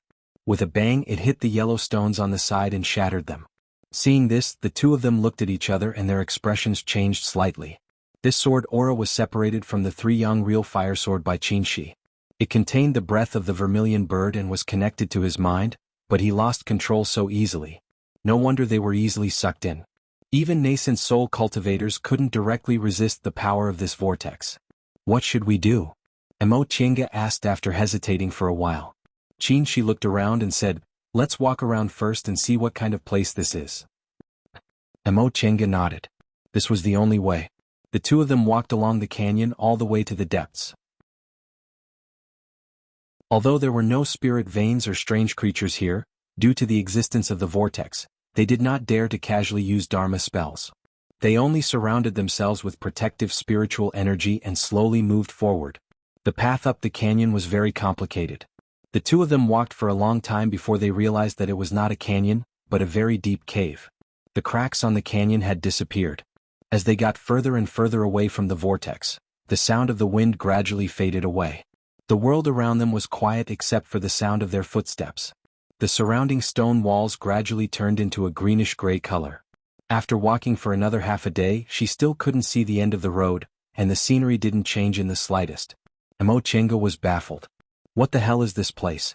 Why does it seem like we're still in the same place? Qinshi looked at the scenery around him and said, "This cave is indeed too long." As he spoke, he waved his sleeve and shot out a spiritual aura, preparing to carve a mark on the stone wall of the cave. A red light flashed and touched the greenish-gray stone wall, but there was no sound as expected. There was only a slight chi sound. Soon after, the red light disappeared and there was nothing on the stone wall. Qinshi's expression changed greatly and he stood still. Emo Chinga was also stunned. After a long time, she finally found her voice. How could this be? After a while, Qinshi finally regained his composure. He didn't answer. Instead, he took out the main body of the three young real fire sword and stabbed it at the stone wall. The tip of the sword didn't encounter any obstruction and easily touched the stone wall, but it stopped at the bottom. The sword couldn't pierce the stone wall in the slightest, and the vermilion bird's flame on the sword also disappeared completely when it touched the stone wall. This stone wall could even swallow the vermilion bird's flame. The two of them glanced at each other and saw fear in each other's eyes. For nascent soul cultivators like them, the most frightening thing wasn't a powerful opponent, but having a divine ability but being unable to use it. Emo Chinga stretched out her hand and gathered a ball of golden lightning in her palm. She waved it lightly and threw it at the stone wall. There was still a slight chi sound. The golden lightning touched the stone wall and disappeared without a trace. The vermilion bird's flame and heavenly tribulation lightning. These two could be said to be the most powerful spells in the world, but they unexpectedly didn't have any effect on this ordinary stone wall. What the hell is this? Qinshi muttered to himself. Although he wasn't very old, he had been traveling everywhere since he built his foundation, so his knowledge was very extensive. However, not only had he never seen this thing but he had also never heard of it. Emo Chinga's expression was solemn. She made a hand seal and cast a series of spells. Saber light, sword shadow, dancing leaves and flying flowers, rain and sorrow, vermilion bird burning the sky, earth sinking quicksand. She cast high-level spells of the 5 elements, as well as other spells of wind, thunder, and ice. All the spells disappeared without a trace when they touched the stone wall. Emo Chinga stopped and stared blankly at the stone wall without saying anything. She had the spiritual roots of the origin so she could use spells of the 5 elements including other spells. However, no matter which element she used, they couldn't cause any damage to the stone wall and were all absorbed. What happened in front of her reminded her of the 3-headed ape that appeared in the Carefree Valley in the clouds. None of the spells or weapons could harm the 3-headed ape. However, that was different from the situation in front of them. The 3-headed ape was alive, but the stone wall in front of them was a dead object. After thinking for a while, Emo Chinga opened the spiritual beast pouch and released Feifei. What's wrong? I'm sleeping. Feifei rolled out of the spiritual beast pouch, looking somewhat dissatisfied. Emo Chinga ignored its tone. She pointed at the stone wall and asked, Feifei, under what circumstances can spells of the 5 elements and other spells be absorbed? Feifei stretched out its paw and touched its head. She continued to ask, do you remember the giant ape in the Carefree Valley? Its cultivation level obviously wasn't high, but it wasn't afraid of our attacks at all. Why is that? Feifei blinked its eyes and said, "Are you talking about that giant ape called Stone? It grew up in that kind of strange place and its cultivation method is very unique. It was exposed to spiritual aura, devil aura, dead aura, and filthy aura since it was a child and combined them into one, so it produced this kind of effect. If you want to ask why, I can't tell you. There are many strange things in this world." "What about this?" Mo Chenga pointed at it. Spells that hit these stones had no effect at all. They seemed to be completely absorbed and even sharp weapons couldn't pierce them. Absorbed? Feifei's tone became serious. It turned to look at the stone wall, reached out its hand, touched it, and cast a simple spell. In the end, it squatted and didn't move, seeming to be thinking. "What do you think?" Mo Chenga urged. After a while, Feifei said, "If this was a living thing, I really wouldn't be able to answer. I can only say that the world is full of strange things. However, this is a dead thing, so I have an idea." "Quickly say it." She urged it anxiously. Feifei cast a sidelong glance at her and rolled its eyes. It then stretched out its paw and took out a teacup out of nowhere. "Look at this cup. If you hit the side of the cup, it would be smashed by you, right?" Mo Chenga nodded. Feifei turned its palm. "But what if you hit it from the mouth of the cup?" She frowned and said, "You're saying, this is a container?" Feifei nodded with satisfaction. "Yes. Since this thing can absorb spells of the 5 elements, it means it can store the power of the 5 elements. The only difference is that when you put things into the cup, you have to put them from the mouth of the cup, but this thing can be put in from anywhere." Upon hearing this, an idea emerged in Mo Chenga's mind. If this stone is refined into a magic weapon, it should be the best defensive method. Feifei said indifferently. "But the problem is, how can you refine it into a magic weapon? Which kind of fire can refine it?" Mo Chenga was stunned but soon said, "Since it can store the power of the 5 elements, there must be a limit, right? As long as it's full and can't absorb any more, can't we refine it?" "You're right, but you just said this thing can't even be pierced by sharp weapons, so how can we take it away?" This was indeed a big problem. Mo Chenga hesitated and looked at Qin Shi. Qin Shi thought for a long time, then shook his head. "I also don't know." He. Upon seeing their expressions, Feifei smiled slyly. "I have a way." Mo Chenga glared at it. "If you have a way, why don't you say it quickly? Whose spiritual beast is this? It's so unconscious." Feifei continued to smile slyly and scratched the ground with its paw. "What's in it for me to tell you?" After staring at it for a while, Mo Chenga said, "Just say it. What do you want?" This guy must have thought of a condition. Feifei immediately jumped up. "I want blood-eating vines. A lot of blood-eating vines." Blood-eating vines were spiritual creatures they obtained in the Sea of Returning Ruins. This kind of spiritual creature fed on demonic beast flesh and was also a great tonic for demonic beasts. At that time, they chopped a lot of them and later divided them among the 4 spiritual beasts. Xiaofan advanced, and the other 3 spiritual beasts' cultivation levels also soared and were about to advance.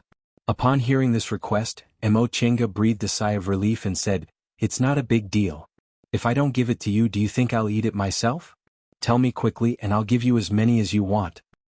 "Remember what you said." Feifei emphasized and then said, "You can use spirit tempering water. Spirit tempering water can wash away all the impurities in the world. If you remove the impurities, the stone will disappear." Mo Chenga was stunned and suddenly understood. Why didn't she think of this? The most difficult part of tool refining was to separate the impurities from the materials, and the impurities were often mixed with the materials. If the impurities were removed, the materials would generally become small pieces. "Okay, let's try first. If we succeed, I'll give you a pile of blood-eating vines." As she spoke, she opened the spiritual beast bag and picked up Feifei. Feifei twisted and turned while shouting, "I want it now." Mo Chenga tied the spiritual beast bag and its voice disappeared. Chapter 534. It took a lot of time to take out the spirit-quenching water from the virtual sky world. In the end, many small pieces of white jade were separated from the stone wall. These white jades were milky white in color and were made of clear material, but strangely they didn't have any spiritual aura. Mo Chenga turned them over and over, doubting. Is this really it? How could a treasure that could absorb spells of the 5 elements have no spiritual aura at all? She held up a piece of jade and released the vermilion bird's flame from his palm. When he touched the jade, the flame disappeared. He said, "It should be. This is a simple container without spiritual aura, which means it's very pure." Thinking about it this way, Mo Chenga also felt it made sense. If a container was empty, there would naturally be nothing inside. Unfortunately, the spirit-quenching jade hadn't been buried in the virtual sky world for long, so it didn't produce much spirit-quenching water. All of it was used up, but only a small bag of jade was melted. After putting it away, the two of them continued to move forward. This cave was very long, but fortunately there were no dangerous things. As they walked, the color of the stones became darker and their surroundings became hotter. After half a day they finally reached the end of the cave. The red light was dazzling. In front of them was a huge crater. At the bottom of the volcano, lava was rolling and the temperature was extremely high. The two of them finally realized that they were in a small cave on the wall of this volcano. Looking down at the volcano, Mo Chenga said, "There seems to be nothing special here." This volcano wasn't on a spirit vein. Although there was earthly fire, its level wasn't very high. At least it wasn't at the level of supreme yang real fire. And with the vermilion bird's flame, she wasn't interested in ordinary fire. He looked up and said, "Let's go up." They flew out of the crater. In front of them was still a barren land. Not even a blade of grass grew and there were no living creatures. As they approached the crater, the rocks were smoked black and then red. Further away they saw dried yellow stones just like above. The two of them were a bit surprised. This place was called Fallen God Abyss and was known as one of the 3 most dangerous places in the far west. They thought the bottom of the abyss must be very dangerous, but why was there nothing except the gales and whirlpools in the sky? "Let's go and look around," Mo Chenga said. And since there was no danger, the two of them used their respective escape techniques and flew forward. Looking from above, the crack in the Fallen God Abyss was thousands of miles long, but the bottom was not so long. At most, it was only a few hundred miles. With the speed of the two of them, they traveled back and forth in less than half a day. After searching the entire bottom of the Fallen God Abyss, he finally confirmed that there was indeed nothing here. There were no dangerous things, no treasures and no traces of people. The only strange thing was the astral wind vortex at the bottom of the kernel. As long as one was within a mile of the vortex, they would be affected. She muttered to himself for a long time before he said, "It seems like it's not here." Yes. Since it's one of the 3 most dangerous places, why is the Fallen God Abyss so calm? She smiled and said, "It's very peaceful down there, but think about it, how are other cultivators supposed to come down? Even core formation cultivators couldn't resist the astral winds in this high altitude. How many nascent soul cultivators would be so bored as to come to this desolate place? Besides, there was still the whirlpool after passing through the astral winds. If we didn't have a chance to temper our bodies and were sucked into the whirlpool, we might not be able to keep our lives." "That's true." Mo Chenga paused and asked, "Then should we go back?" "Let's go back." She stepped on the flying cloud. Mo Chenga followed him and turned to look at the Fallen God Abyss in front of her. "I always feel that this Fallen God Abyss isn't that simple." She shook his head. "Even if it's not simple, there's no need to explore it right now. We have another purpose for this trip. Let's finish our business first." "That's true." After some effort, the two of them came out of the Fallen God Abyss. It only took them 2 days to get out. They collected a small bag of unknown jades and didn't find any clues. After coming out, the two of them discussed and decided to go to Fengsha City next. The distance from the Fallen God Abyss to Fengsha City was closer than Langtu Mountain. With the map provided by Tang Zimu, the two of them didn't get lost this time. They rested in an oasis and arrived at Fengsha City 3 days later. Fengsha City was located in the west, on the edge of the far west desert and backed by the West Ridge mountain range. Compared to the mysterious Fallen God Abyss, there were many legends about Fengsha City. Almost all the tribes that lived near Blowing Sand City, big or small, had their own legends about it. In the legends of Shirong, Fengsha City was also called Devil City. It was said that tens of thousands of years ago, this was the most prosperous city in the far west. Later, because they offended the devil, a sandstorm destroyed the city overnight. The people living nearby could often hear the devil's roar coming from Fengsha City. The authenticity of this legend didn't need to be considered, but Fengsha City was indeed strange. Tang Zimu said the city's terrain was strange. Almost none of the cultivators who entered the city came out. Even those who were lucky enough to escape were seriously injured and didn't have long to live. Among them, there were also high-level cultivators from Kunwu, but Tang Zimu couldn't tell how high their cultivation levels were. After all, he was just an ordinary high priest in the far west, a low-level cultivator who couldn't even survive in the Central Plains. Unexpectedly, when the two of them arrived at the small town next to Fengsha City, they actually found other nascent soul cultivators. Hey, aren't these fellow Taoists Shoujing and Qingwei from Shenqing School? Mo Chenga turned around and saw two cultivators sitting in a tea stall in the small town. Both were in the early stage of the nascent soul realm. One of them was dressed in yellow and the other in green. The yellow-robed man looked younger, about 28 or 29 years old. He had many spirit beast pouches hanging on his waist. He was a cultivator from Lingshou sect. The green-robed man looked older and had a leaf embroidered on his cuff. Mo Chenga didn't know which sect he belonged to. Your fellow Taoist Hua? Qin Shi asked with uncertainty. Cultivators from Lingshou sect always kept a low profile, so he didn't see many of them. The man smiled. I'm Huaziki. I didn't expect fellow Taoist Shoujing to remember me. Huaziki took 2 steps forward, laid a soundproof barrier and asked in a low voice, Fellow Taoists, are you also here for the treasure?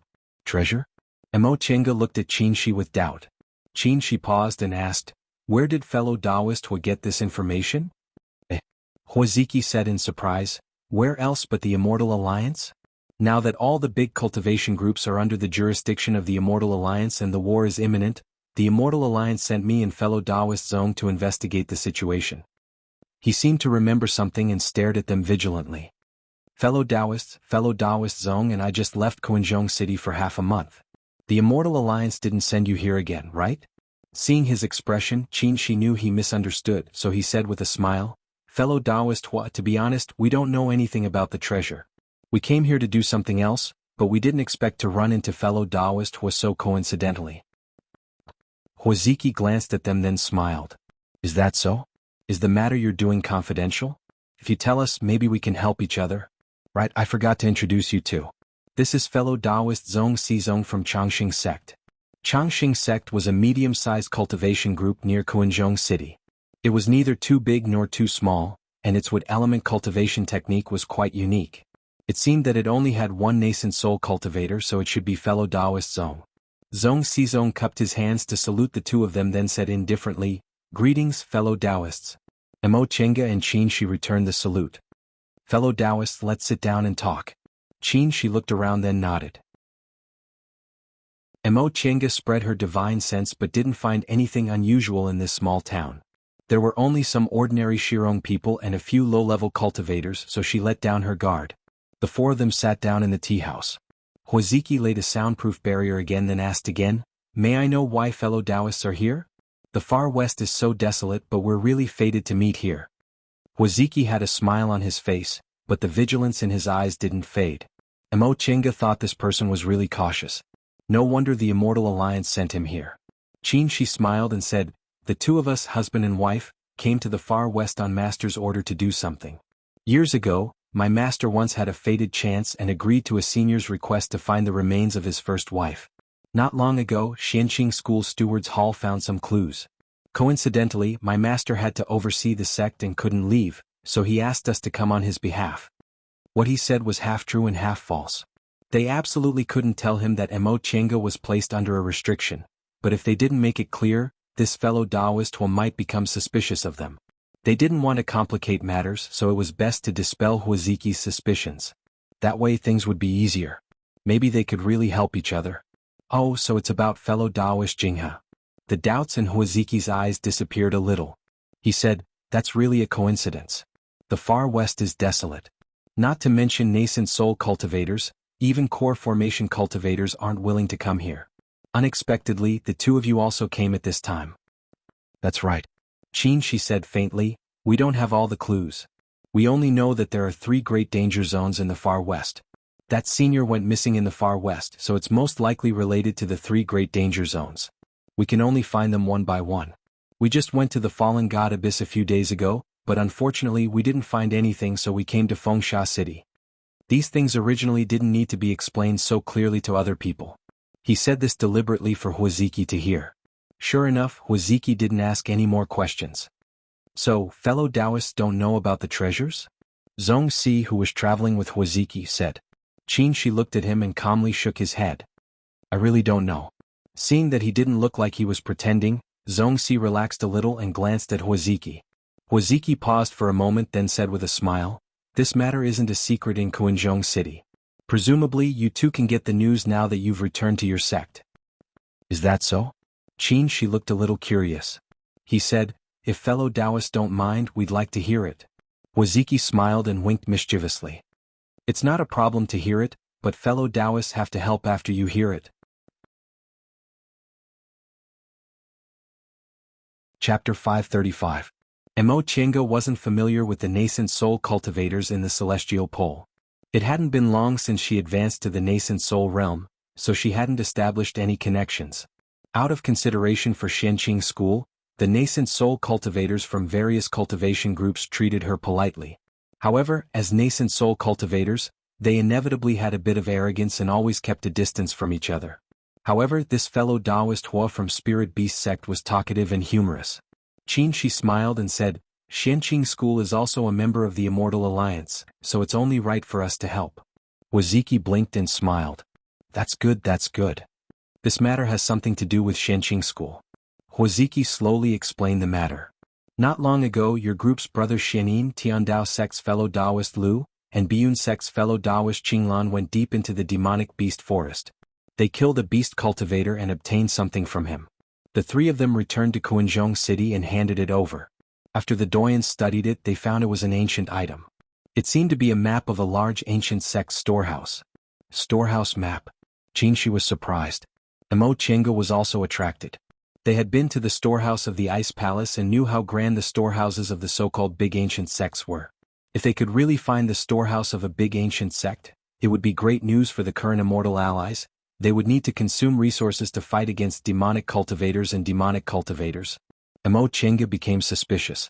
Finding an ancient storehouse was a big deal, so this news should be very secretive. Why did Hoziki say it so easily? What was even more strange was that the Immortal Alliance only sent 2 early-stage nascent soul cultivators to investigate. It seemed they didn't attach much importance to it. Hoziki waved his hand as if he knew her doubts and explained, You don't need to be surprised. This map is incomplete and only vaguely points to the west, so the Immortal Alliance sent me and fellow Taoist Zong to explore the situation. In fact, the map is too incomplete, so the Immortal Alliance didn't have much hope. I see. Qin Shi nodded to show his understanding. In that case this task won't be easy. Of course. Waziki smiled bitterly. We only have an incomplete map in our hands. We don't even have a detailed clue.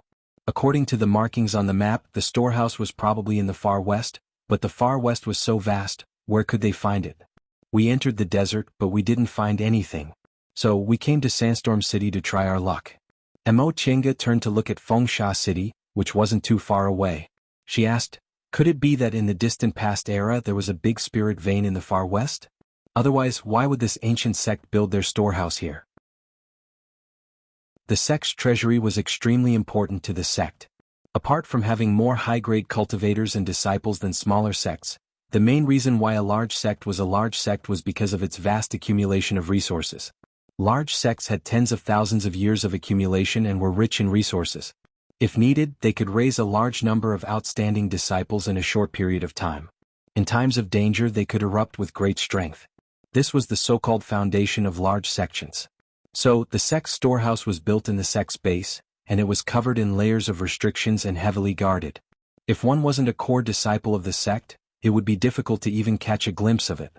Apart from that, many sects would also set up their own storehouses. These storehouses were usually built in the sect's main courtyard.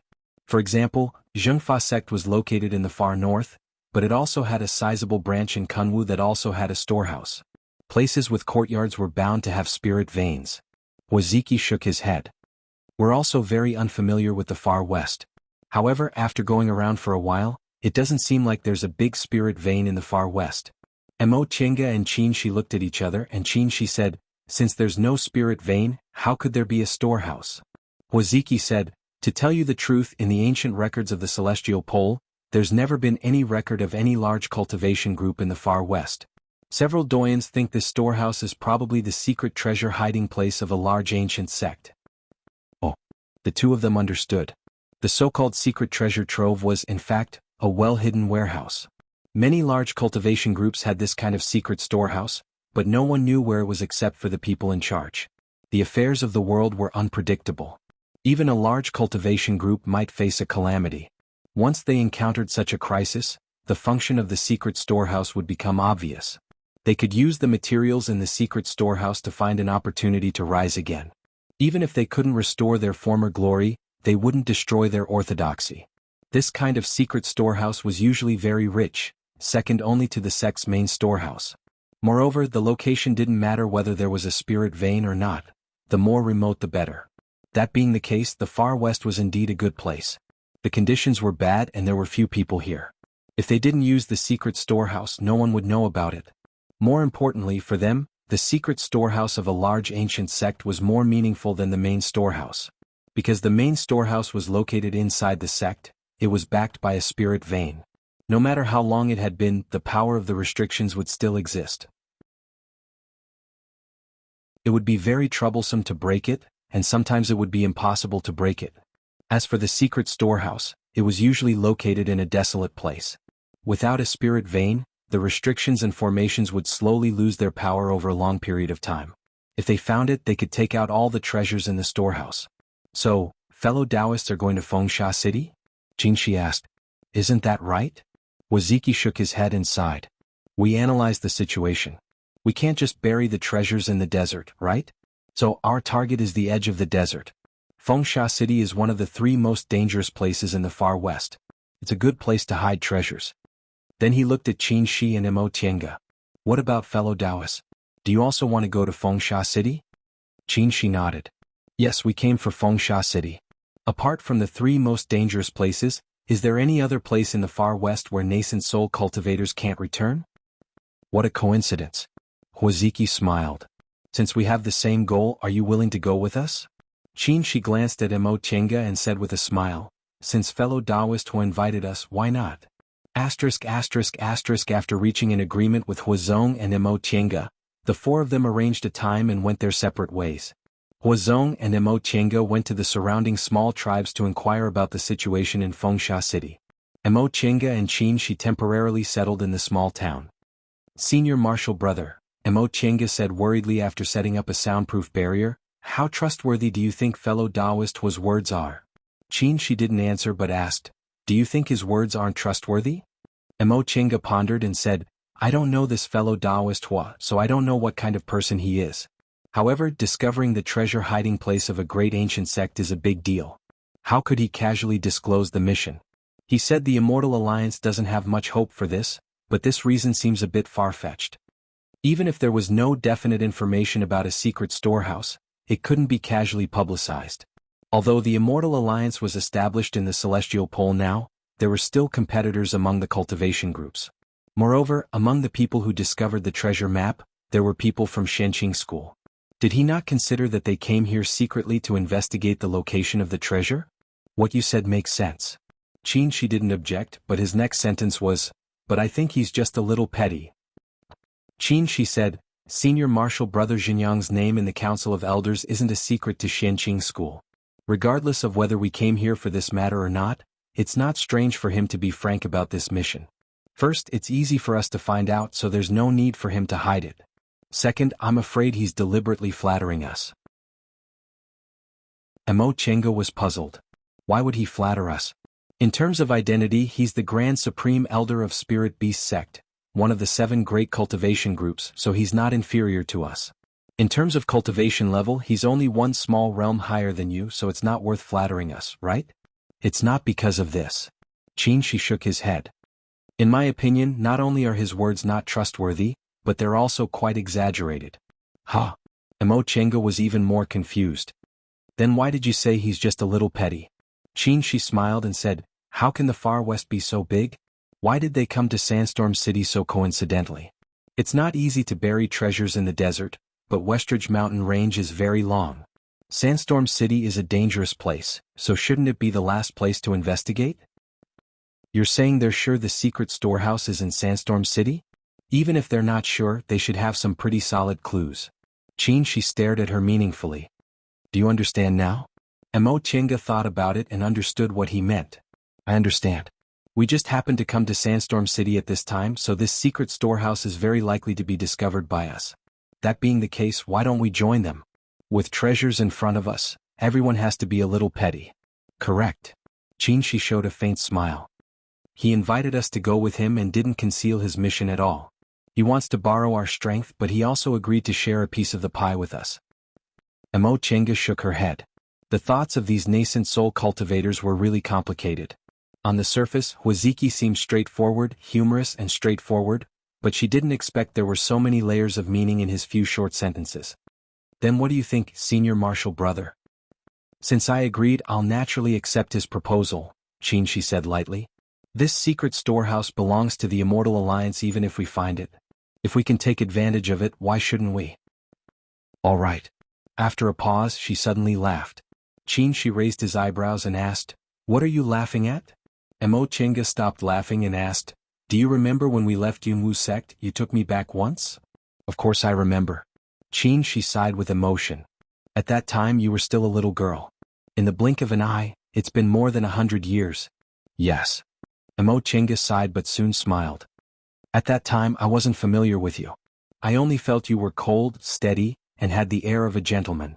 I didn't expect that before we left, you would ransack Yunwu's sect. She also laughed when he heard her mention this. He touched his nose, seeming a little embarrassed. It'd be a waste not to take some advantage. Yunwu's sect did that kind of thing and I've long wanted to teach them a lesson. By the way, you obviously hated them back then, but why haven't you mentioned revenge all these years? Emo Chenga looked at him meaningfully. When we left that year, you seriously injured 2 core formation cultivators from Jiang clan. Did you think I didn't know? She was stunned. You knew? Yes, I met Senior Marshal Brother Lu later. Emo Chenga sighed and said faintly, Jiang Qingxian was killed by Senior Marshal Brother Jiang, and the 2 core formation cultivators from Jiang clan were seriously injured by you. What kind of hatred do I have? The ones who offended me were people from Jiang clan, and the ones who saved me were also people from Jiang clan. As for second uncle's revenge, by the time I had the ability to go back, those 2 core formation cultivators from Jiang clan were probably already dead. Did I really have to go back and exterminate the whole Jiang clan? Chapter 536. When she was building her foundation, Emo Chenga met Louis Dao who lived with her back then. From him, she learned that the 2 core formation cultivators of Jiang clan were seriously injured by Qingxi when they fled. Later on, that nascent soul cultivator from Zixia sect, who was also Jiang clan's backer, made a mistake in his cultivation and died. Because of that, Yunwu sect and Jindao school broke away from Zixia sect's control and Jiang clan declined from then on. After she formed her gold core, she met Wang Qianyi and Shenbing on Demonic Mountain and learned that Yunwu sect and Jindao school joined hands and regained their sect. Although she didn't ask about Jiang clan's situation, she knew Jiang clan wouldn't have a good ending. Even if the 2 core formation cultivators didn't die, they would be imprisoned, and they didn't have much lifespan left. If she hadn't been trapped in Yunzhong and returned to the Celestial Pole according to her original plan, it would have been the best time for her to take revenge. Her cultivation level would have improved greatly, and they might still be alive. Unfortunately, she stayed in Yunzhong for a long time. She estimated the lifespan of the 2 core formation cultivators from Jiang clan was almost up. Besides, she had formed her nascent soul when she came back from Yunzhong. The higher one stood, the farther one could see. If Emo Chenga's cultivation level was only in the core formation realm now, maybe she would return to Yunwu sect to seek justice for what she owed her and vent her anger. But now, as long as she wanted to, she could destroy the entire Yunwu sect with a wave of her hand. She no longer had any thoughts of revenge. Why would a person care about the ants under her feet? This was the path to immortality. Everything depended on strength. Those people were ants to her, but what about her? Was she also an ant to those deification cultivators? She had to keep walking on this path because no one wanted to be an ant in other people's eyes.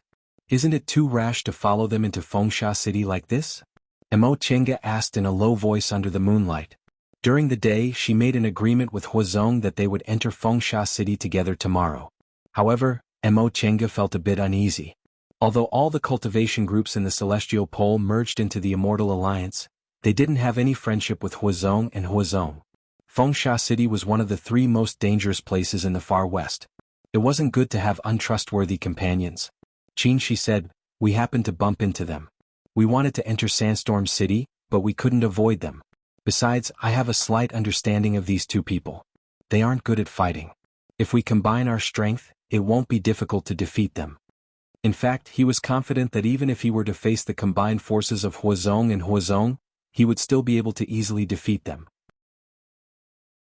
Although there was only a small difference between a mid-nascent soul cultivator and an early nascent soul cultivator, generally speaking, the strength of a mid-nascent soul cultivator was comparable to that of several early nascent soul cultivators. In particular, he was good at fights of magical powers. Mo Chinga thought about it and felt what he said was reasonable, so she no longer said anything. Instead, she changed the topic and asked, "How much do you know about Huiziki and Zhongxi?" "Qin," she said, "Spirit Beast Sect has a total of 3 nascent soul cultivators, and Huiziki is one of them. His cultivation level is mediocre, and his spells are also mediocre. However, the Spirit Beast Sect was proficient in taming beasts. He had a few strange insects and beasts in his possession that were quite unique. As for fellow Taoist Zong, he's the Grand Supreme Elder of Longevity Sect. Longevity Sect is a medium-sized cultivation group and only has 1 nascent soul cultivator. This fellow Taoist Zong isn't famous and he's also a bit old, so he has no hope of advancing to the next realm. However, he's been in the nascent soul realm for a long time and has rich experience in fighting, so we can't underestimate him." Mo Chinga also understood that for experienced cultivators like him, even if their cultivation levels weren't high, their life-saving skills were first class. As for their character, Qin, she paused and shook his head. "I'm not familiar with them, so it's hard to say." As an outstanding disciple of Xianqing school, Qin, she knew a lot about the big cultivation groups and high-level cultivators, but he couldn't say he was familiar with them. When he was building his foundation, he liked to run around and made a group of friends. However, his cultivation speed was too fast. Among his old friends, only Jing Xingji could keep up with his cultivation speed. All the other nascent soul cultivators from different cultivation groups could be considered his seniors. Mo Chinga's situation was the same. She was 180 years old when she formed her nascent soul, so she was only 189 years old now. She was the youngest nascent soul cultivator in the history of the Celestial Pole. If it weren't for the changes in the world, she would have caused a sensation when she returned to the Celestial Pole. In fact, Lord Taoist Jinyang had long told them that when the affairs of the Immortal Alliance were settled, he would hold a nascent soul ceremony for her. At that time, they would publicize it widely to gain some face for Xianqing school. 8 nascent soul Lord Taoists, including the youngest nascent soul cultivator, would make Xianqing school, the #1 cultivation group in the Celestial Pole, live up to its name. However, for Mo Chinga, this nascent soul ceremony was more troublesome. At that time, she would have to entertain other people, which gave her a headache. She shook her head to put this matter to the back of her mind and asked, "Then what should we do now?" Qin, she thought for a while, then said, "You go left and I go right. We'll meet here in 2 hours at most." "Okay." Mo Chinga agreed. The two of them didn't say anything else and split up. They had to enter Fengsha City tomorrow, so tonight they came to explore the way. Clouds appeared under her feet and Mo Chinga took a detour to the south. Fengsha City was just like its name. The wind howled and sand and stones piled up. From the outside, the towering city walls and tall buildings were all made of sand and stones, giving it a majestic and spectacular view. However, when she got closer, she found there were holes formed by wind erosion everywhere. Not even a blade of grass grew. It was extremely desolate. Mo Chinga didn't go far before she frowned. When she came during the day, she and Qin she used their divine senses to sweep Fengsha City. At that time they only felt that Fengsha City was very big. Even with their powerful divine senses, they still couldn't penetrate it. Now that she was on the periphery of Fengsha City, she finally realized that this place was strange. The reason why their divine senses couldn't penetrate wasn't because Fengsha City was too big, but because the sand buildings and mounds inside interfered with divine senses. Upon realizing this, Mo Chinga changed her direction and flew upward. She didn't stop until she was in midair. Looking down from above, under the moonlight, Fengsha City was full of shadows and strange buildings. Coupled with the sometimes sharp and sometimes muffled sound of the wind, it looked even more terrifying. It was as if there were really ghosts hiding inside, just like the underworld. Mo Chinga shook her sleeves. The 8 trigrams of Tai Chi flew out and hovered in midair, emitting a hazy white light. The surrounding atmosphere immediately stabilized. She closed her eyes and spread out her divine sense. Sure enough, a moment later she opened her eyes with a slight frown on her face. As one of the 3 most dangerous places in the far west, Fengsha City was indeed different. At first glance, the sand buildings in Fengsha City seemed to have been abandoned for thousands of years. There were only traces of erosion left by the wind and rain over the years. There was nothing related to cultivators. However, she found that there was something strange hidden inside. These sand buildings and mounds were scattered in Fengsha City in a messy but wonderful way. When one's divine sense penetrated into them, one would be unknowingly misled. This kind of misdirection didn't have spiritual aura, so even nascent soul cultivators would fall for it. This is really wonderful, Mo Chenga muttered to herself while looking at the quiet Fengsha City under the moonlight. This was obviously a kind of formation, but it was very different from the formations in the cultivation world. All the formations in the cultivation world were related to spiritual aura. Therefore, once spiritual aura was exhausted, many formations and restrictions would lose their effectiveness. However, this Fengsha City didn't have any spiritual aura at all. Just by relying on sand buildings and mounds of different sizes, it could interfere with cultivators' divine senses. This was absolutely unheard of and unprecedented. Before this, she only heard that the formations in the secular world were arranged according to their positions, but those kinds of formations were ineffective against cultivators. Formations like the one before her that didn't need spiritual aura to affect cultivators were too heaven-defying. In the end, Mo Chenga cast her gaze towards the depths of Fengsha City. Since her divine sense couldn't penetrate deeper, should she go inside and explore? After thinking for a while, she gave up on this idea. The formations in Fengsha City were too strange. There might be something beyond her understanding. In any case, she would go inside tomorrow, so it wasn't worth the risk. She put away the Tai Chi 8 trigrams and was about to land on the ground to meet up with Qin Shi. However, all of a sudden, her hair stood on end. She used Thundering Flash and her figure flashed several dozen feet away. Soon after, Mo Chenga waved her sleeve. With a flash of lightning, a mass of golden lightning suddenly rushed forward. Boom! With an explosion, a dazzling golden light flashed in the place where she was standing. What collided with the golden lightning bolt was a mass of black fog that looked like an ink dot. Ah! A slight cry of pain came from the black fog. Mo Chenga's gaze shifted and she stared coldly. Who's there? That mass of black fog swayed and stabilized in midair. Then, the black fog slowly grew bigger and finally dispersed, turning into a woman. This woman was in her 20s. Her appearance was delicate and beautiful, and she wore revealing clothes. She wore a tube top that only covered her chest, and a short skirt that only covered her thighs. Both the tube top and skirt were made of animal hide, revealing her snow-white waist and legs. She had a wild charm to her. At this moment, she moved her fingertips and a machete appeared in each of her hands. Then she put her hands together and the two machetes connected, turning them into strange weapons with blades at both ends. Holding the double-edged machetes, the woman glanced at Mo Chenga and suddenly smiled. Are you a Dao cultivator? Her pronunciation was clear, but her tone was a bit strange. She sounded neither like a Kunwu cultivator nor a Shirong cultivator. Mo Chenga frowned slightly and nodded slowly. Yes, are you a devil cultivator? Although this woman didn't seem to have any abnormalities, Mo Chenga still felt a hidden devil aura from her. Moreover, this woman's cultivation level wasn't weaker than hers. She was also in the early stage of the nascent soul realm. Yes. The woman's eyes were full of curiosity. Seeing that Mo Chenga was holding the heaven and earth fan tightly with golden lightning circling around her body as if she was ready to attack at any time, she smiled and said, "You don't have to be so hostile, right? Although we're not on the same path, we don't have any grudges." Mo Chenga stared at her and said coldly, "You sneak attacked me just now, but now you say you don't have to be hostile? I just think it's interesting."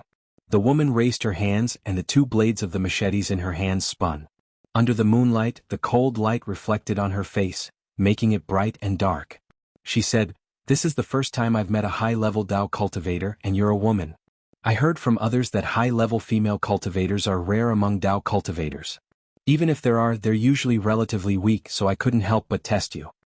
Mo Chenga stared at her for a long time. Seeing that she still had a smile on her face, she softened her tone. "Really? What about now? You're very powerful," she said. Her expression was pure, which was incompatible with her coquettish charm. "It turns out there's also such a powerful female cultivator among Dao cultivators. I really admire you. You're not weak either," Mo Chenga said. "I still have an appointment with someone, so I'll take my leave now." She put away the golden lightning, then turned around, wanting to leave. In the next moment, a ray of light suddenly attacked her, bringing with it a piercingly cold gale. The golden lightning rumbled. Mo Chenga appeared behind the female devil cultivator and said unhurriedly, "Your Excellency, do you only know how to sneak attack?"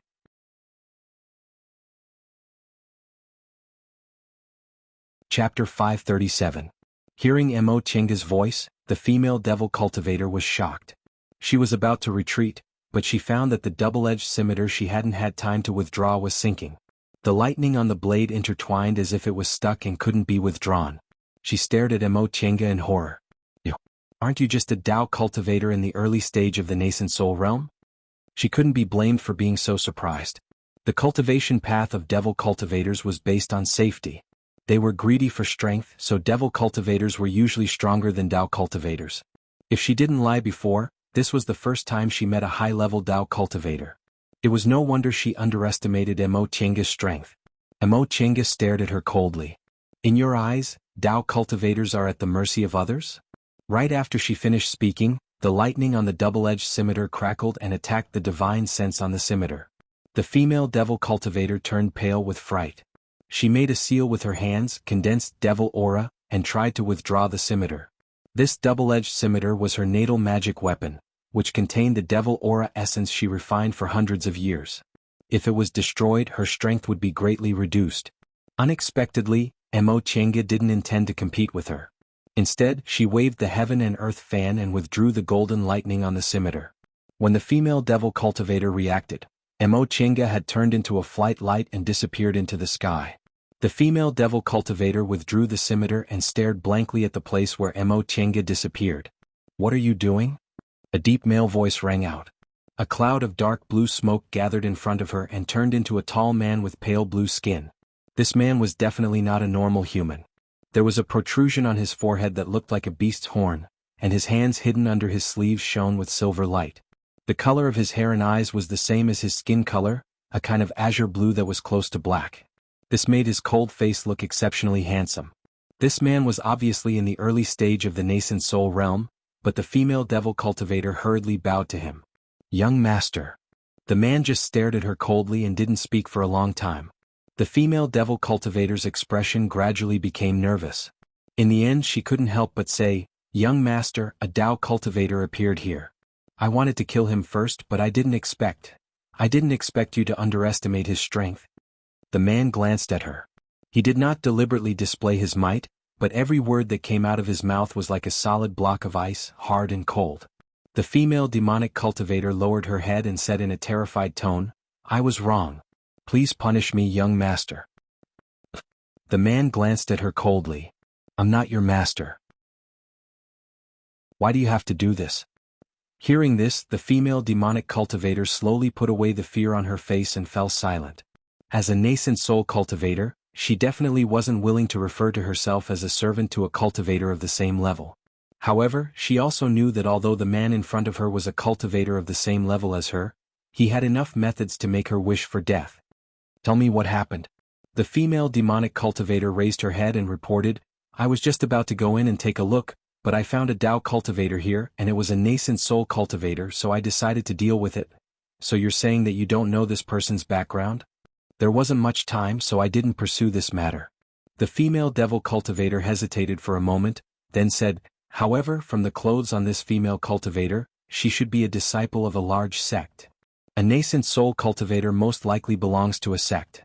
The man's blue eyes stared at the place where Mo Chenga disappeared. Since she could easily escape from your hands, this person can't be underestimated. Young master, celestial pole cultivators rarely set foot in this westernmost area, let alone nascent soul cultivators. At this critical moment, a nascent soul cultivator suddenly appeared here. Should we investigate? Didn't you say we didn't have much time? The man stared at her coldly. Don't cause trouble. We'll act according to plan. Upon hearing this, the female devil cultivator bit her lip and finally bowed her head. Yes. Mo Chenga rushed all the way back to the small town near Sandstorm City. Suddenly, she felt a powerful divine sense attacking her. She held the heaven and earth fan tightly and was on guard. The person rushed directly towards her. In the next moment, she felt a familiar breath and finally relaxed. Senior Marshal Brother? Seeing it was Mo Chenga, she heaved a sigh of relief. I'm fine. What did he mean? Mo Chenga asked. Senior Marshal Brother, what happened to you? She said, Did you see a nascent soul devil cultivator? I met him but he ran away. His divine power was strange and I was worried he would run into you.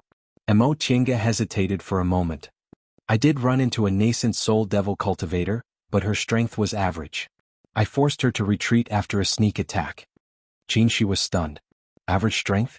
Did we run into different people? Then he asked, what did the devil cultivator you ran into look like?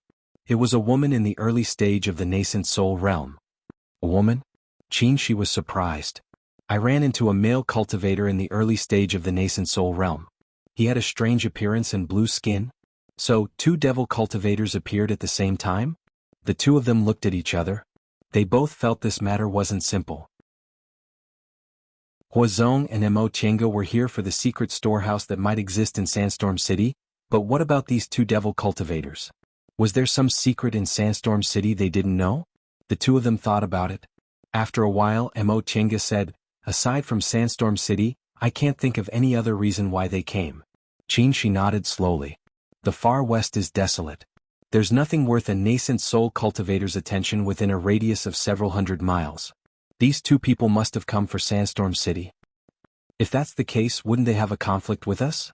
The celestial pole wasn't like Yunzhong. Righteous and devil cultivators once fought each other.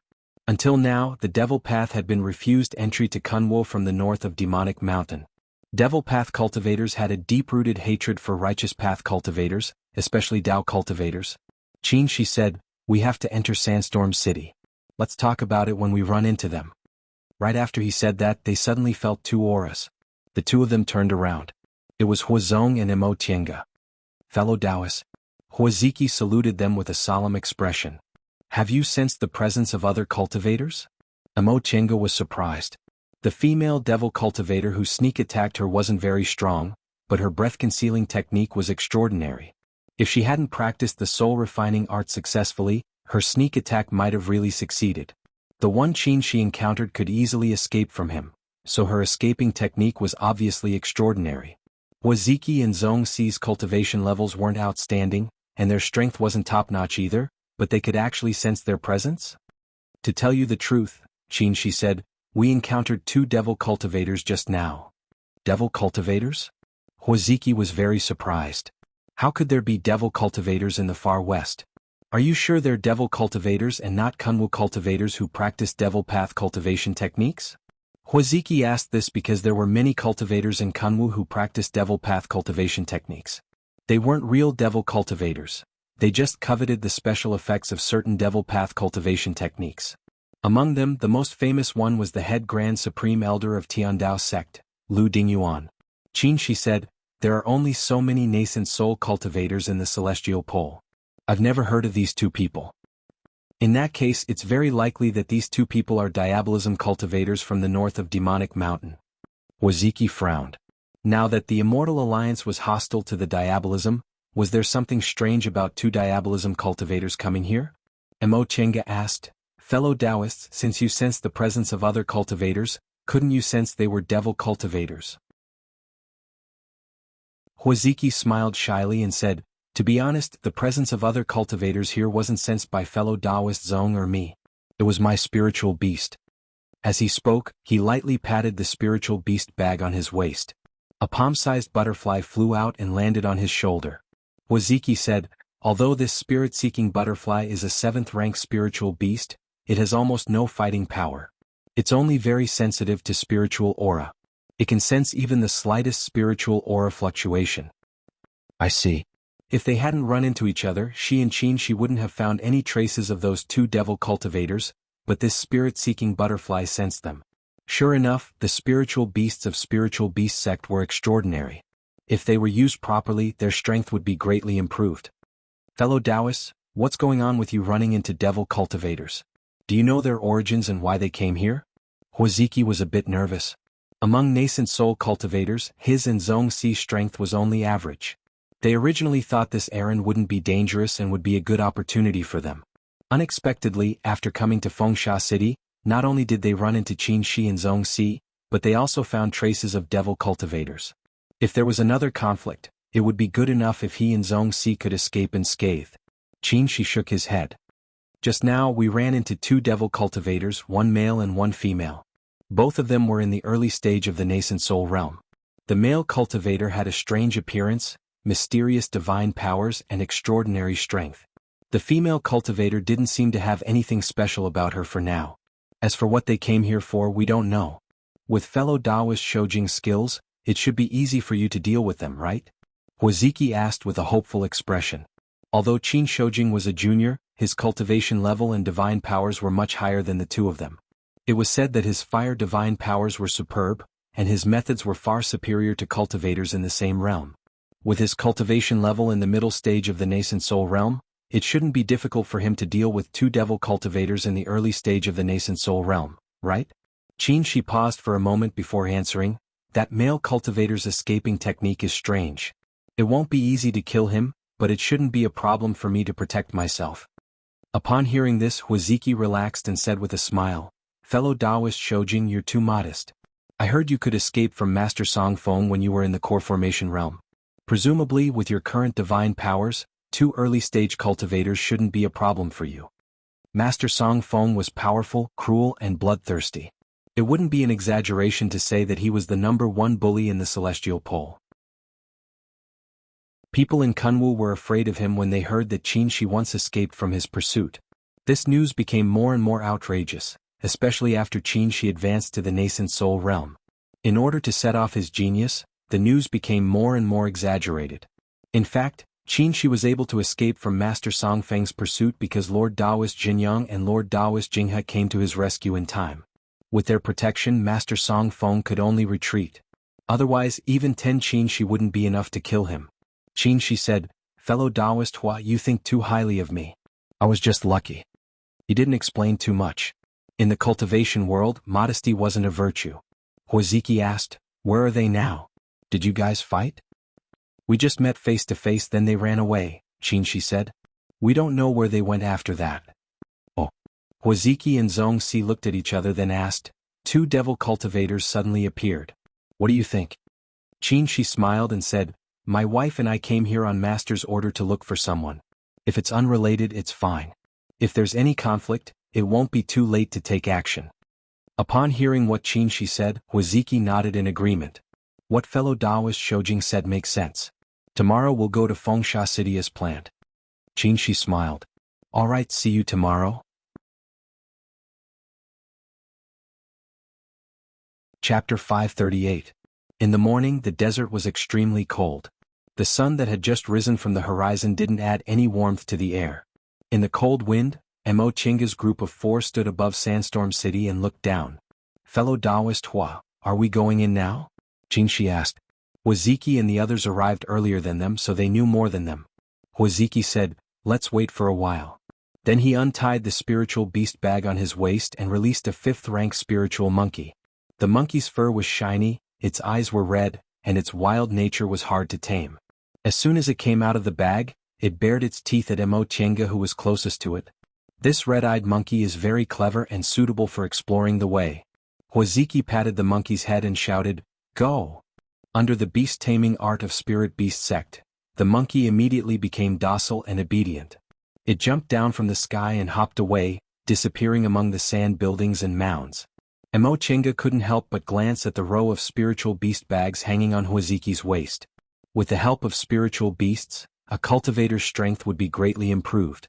Unfortunately, although spiritual beasts weren't difficult to catch, it wasn't easy to recognize a master.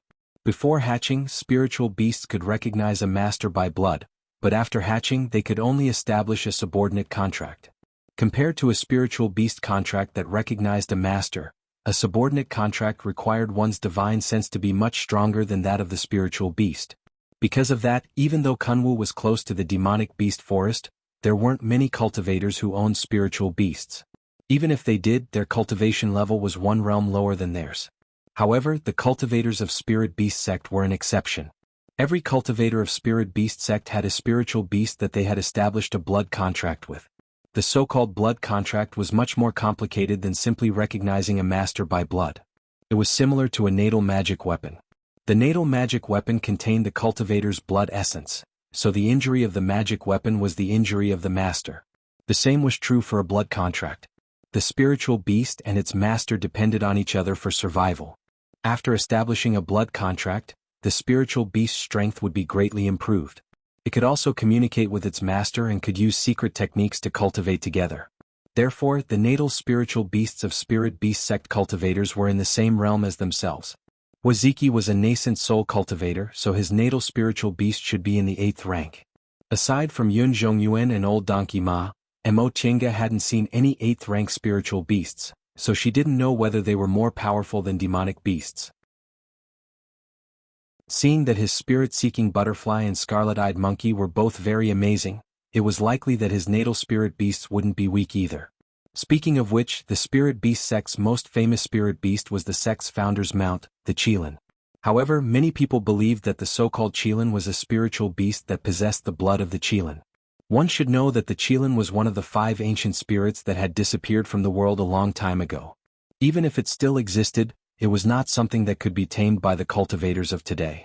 When she thought of Qilin, she couldn't help but think of the 5 spirits sacrificial temple. She had already seen the azure dragon and the vermilion bird sacrificial temples and knew that the black tortoise sacrificial temple was located in Yunzhong, but she didn't know where the white tiger and Qilin sacrificial temples were. Since the azure dragon, the vermilion bird, and the black tortoise existed, white tiger and Qilin should also exist, right? After a while, the red-eyed monkey still did not turn around. Qin, she asked, fellow Taoist Hua, why hasn't your spiritual beast returned yet? When Huaziki heard this, he made a hand seal, but his face darkened and he didn't move for a long time. Seeing that his expression was strange, Qin, she asked, what's wrong? Did something happen to it?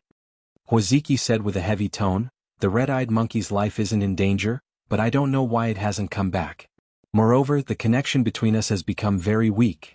At this point, Huaziki frowned deeply. In terms of divine power, spirit beast sect's cultivators couldn't be considered outstanding in Kunwu. The reason why it was ranked among the 7 great cultivation groups was because its beast-taming ability was outstanding. With the help of spiritual beasts, its cultivators were usually slightly stronger than ordinary cultivators. It could be said that spirit beast sect's beast-taming technique was the foundation of its foothold. But now, as soon as the red-eyed monkey entered Sandstorm City, his beast-taming technique failed. If that was the case, wouldn't his strength be greatly reduced after entering Sandstorm City? Brother Hua, Zhongxi, who rarely spoke, suddenly spoke. He looked at Sandstorm City under his feet and said, this Sandstorm City is actually a great formation. Mo Qingge's eyes brightened. This Zhongxi's attainments and formations weren't low to be able to see that there was a formation in Sandstorm City. Oh, what did Brother Zhongxi? Huaziki hurriedly asked. Zhongxi said, on the surface, Sandstorm City doesn't seem to have anything to do with cultivators, but the disorderly placement of the sand piles actually has a pattern. I just did some calculations and it coincides with the Qimeng divination art. Huaziki was surprised. Was this Sandstorm City left behind by ancient seniors? It's hard to say. Zhongxi frowned slightly. Although these sand piles are in line with the Tao of formations, they're very complicated. I can only understand 30 to 40% of them. Moreover, logically speaking, formations lose their effectiveness without spiritual aura, but this great formation is different. There's clearly no spiritual aura inside Sandstorm City, but it's still effective. Is that so? Huaziki was shocked. He was a nascent soul cultivator. Although he didn't know much about formations, he had some general knowledge. He had never heard of a formation still being effective without spiritual aura in the cultivation world. After thinking for a while, he became excited. In that case, this Sandstorm City must be a relic left behind by a powerful ancient figure. He was right. A formation that was set up with great power just based on the location of the formation, and even a 5th-rank spirit beast got lost in it. This was definitely not something a mortal could do, not even the cultivators of today, unless it was left behind by an ancient or immemorial age cultivator. However, Zhongxi said, Brother Hua, don't be too happy. We thought this task would be easy because there aren't any spirit veins in the westernmost area. Even if there are relics, there won't be powerful restrictions. But now it seems that we can't even find the entrance. Hearing this, Huaziki also calmed down. You're right. A spirit beast like the red-eyed monkey is suitable to explore the way because it can see through ordinary illusions. But even it got lost in Sandstorm City, so the formation inside is not trivial. Don't worry too much, Zhongxi said again. At least, we can be sure that this great formation is not a killing formation. Without spiritual aura, spells naturally couldn't be used. Therefore, this great formation that was set up with the help of strange techniques was definitely not a killing formation. Fellow Taoists, Mo Qingge suddenly said, without spiritual aura, Although we can't set up a killing formation, we have to be on guard against the traps inside. Traps? Hwaziki was stunned. The art of mechanisms had been lost for a long time. Even nascent soul cultivators only knew of its name. Yes. Mo Chenga took out a compass and observed the 5 elements while saying, "In the Middle Ages the art of mechanisms was not lost yet. If Sandstorm City is really a relic left behind by an ancient figure, there might be mechanisms here." Upon seeing her taking out the compass, Zhongxi's eyes brightened. Fellow Daoist Qingwei seems to know a lot about the art of mechanisms. Mo Chenga smiled and said, "I know a little about formations, so I also know a little about the related art of mechanisms." Really? Fellow Daoist Qingwei is also a formation master? I only know a little, Mo Chenga said modestly. She then asked, "Fellow Daoist Zong, are you proficient in formations?" "I wouldn't dare. I only know a little." Knowing that Mo Chenga knew about formations, Zhongxi became friendly. Looking at the compass in Mo Chenga's hand, he said, "The yin and yang and the 5 elements here are very stable. It doesn't look like a bewildering formation or an illusory formation." Both bewildering formations and illusory formations used yin and yang and the 5 elements to create an illusion, so yin and yang intertwined and the 5 elements were in disorder. Mo Chenga looked down at the compass. Sure enough, it was very stable after she injected spiritual aura and didn't change at all. She frowned slightly. This great formation is far beyond the level of today's formations. Yes. Zhongxi sighed. Since there's no spiritual aura and yin and yang and the 5 elements are stable, who would know there's a formation here? With my level of formations, I can only see that it's in harmony with the divination arts, but I can't tell what kind of formation this is. I wonder if fellow Daoist Qingwei can see anything? Mo Chenga shook her head. Me neither. In fact, she knew a little more than Zhongxi and could understand about 50 to 60% of it, but that was all. As for what kind of formation this was and what it was, she had no idea. The 4 of them were silent. After a while, Qinshi asked, "Fellow Taoists, you came here first. Didn't you explore the way?" Hwaziki was a bit embarrassed. "Fellow Taoist Zong and I went to other places before. When we arrived in Sandstorm City, we were busy recovering our spiritual aura, so we just summoned the spirit-seeking butterfly and explored this place." Such carelessness really didn't seem like the behavior of a nascent soul cultivator, but on second thought, it was also human nature. The westernmost area not only had harsh conditions, but it also didn't have any spirit veins, so it had always been far from cultivators' sight. Even though it was one of the 3 most dangerous places in the westernmost area, who would have thought Sandstorm City, a place without any spirit veins, would actually have such a powerful formation? Apart from that, Mo Chenga also heard the hidden message in Hwaziki's words. He and Zhongxi were both nascent soul cultivators, but when they arrived in Sandstorm City, their spiritual aura actually wasn't enough. It seemed the place they went before must be a dangerous place. Moreover, the 2 of them must have encountered danger. Otherwise, they wouldn't have rushed to Sandstorm City without recovering their spiritual aura. Maybe it was in this dangerous place that they learned the secret storehouse was in Sandstorm City. With that thought in mind, Mo Chenga turned to look at Qinshi. The 2 of them exchanged a tacit look. "What about now?" Qinshi asked, "Fellow Taoists, are you going to enter the city like this?" Hwaziki hesitated for a moment but soon made up his mind. "If you didn't encounter us, presumably fellow Taoist Shojing would have also entered the city, right?" "So fellow Taoist Hua has decided to enter?" "Yes." Seeing that Zhongxi didn't object, Hwaziki continued, "Since this great formation in Sandstorm City doesn't exist in the current cultivation world, there's a high chance there's a treasure inside. How can we let it go?" "Correct," Zhongxi said. "We found this place with great difficulty, so we naturally can't give it up. Even if they didn't have the mission from the Immortal Alliance, they still had to enter and explore the great formation in Sandstorm City. What about fellow Taoists Shojing and Qingwei?" Qinshi smiled and said, "What fellow Taoist Hua said makes sense. My wife and I also think so." The 4 of them reached an agreement. After discussing for a while, they soon came up with an idea and landed somewhere in Sandstorm City. At that moment, a man and a woman appeared on the outskirts of Sandstorm City. "Young master, they've already entered." The tall, blue-skinned man stared at the place where the 4 people disappeared. After a long time, he finally said, "It's good to let them explore the way first." Chapter 539. Looking down from above, Sandstorm City was a bit big, but with the speed of nascent soul cultivators, Even if they flew slowly, 1 hour was enough for them to circle around the city. However, they couldn't just fly in the sky if they wanted to find the hidden secrets of Sandstorm City. They had to come down and search slowly. Not only were there many sand buildings and mounds in Sandstorm City, but they also formed a formation. If they searched like this, it wouldn't be a matter of a few hours. The 4 of them entered the city. After walking for a while, Huaziki's red-eyed monkey still hadn't come back, and the 4 of them got lost. Now, the 4 of them realized they still underestimated Sandstorm City. Such an exquisite formation that didn't need spiritual aura to trap 4 nascent soul cultivators was simply unheard of. After confirming this, the 4 of them discussed for a while and decided to draw a map of Sandstorm City first. For cultivators who could fly, drawing a map was also simple. They just needed to fly in the air and draw it. But after doing so, the 4 of them were shocked again. This great formation not only interfered with divine senses, but also affected their eyesight. They could see clearly, but when they tried to remember it, they couldn't remember what it looked like.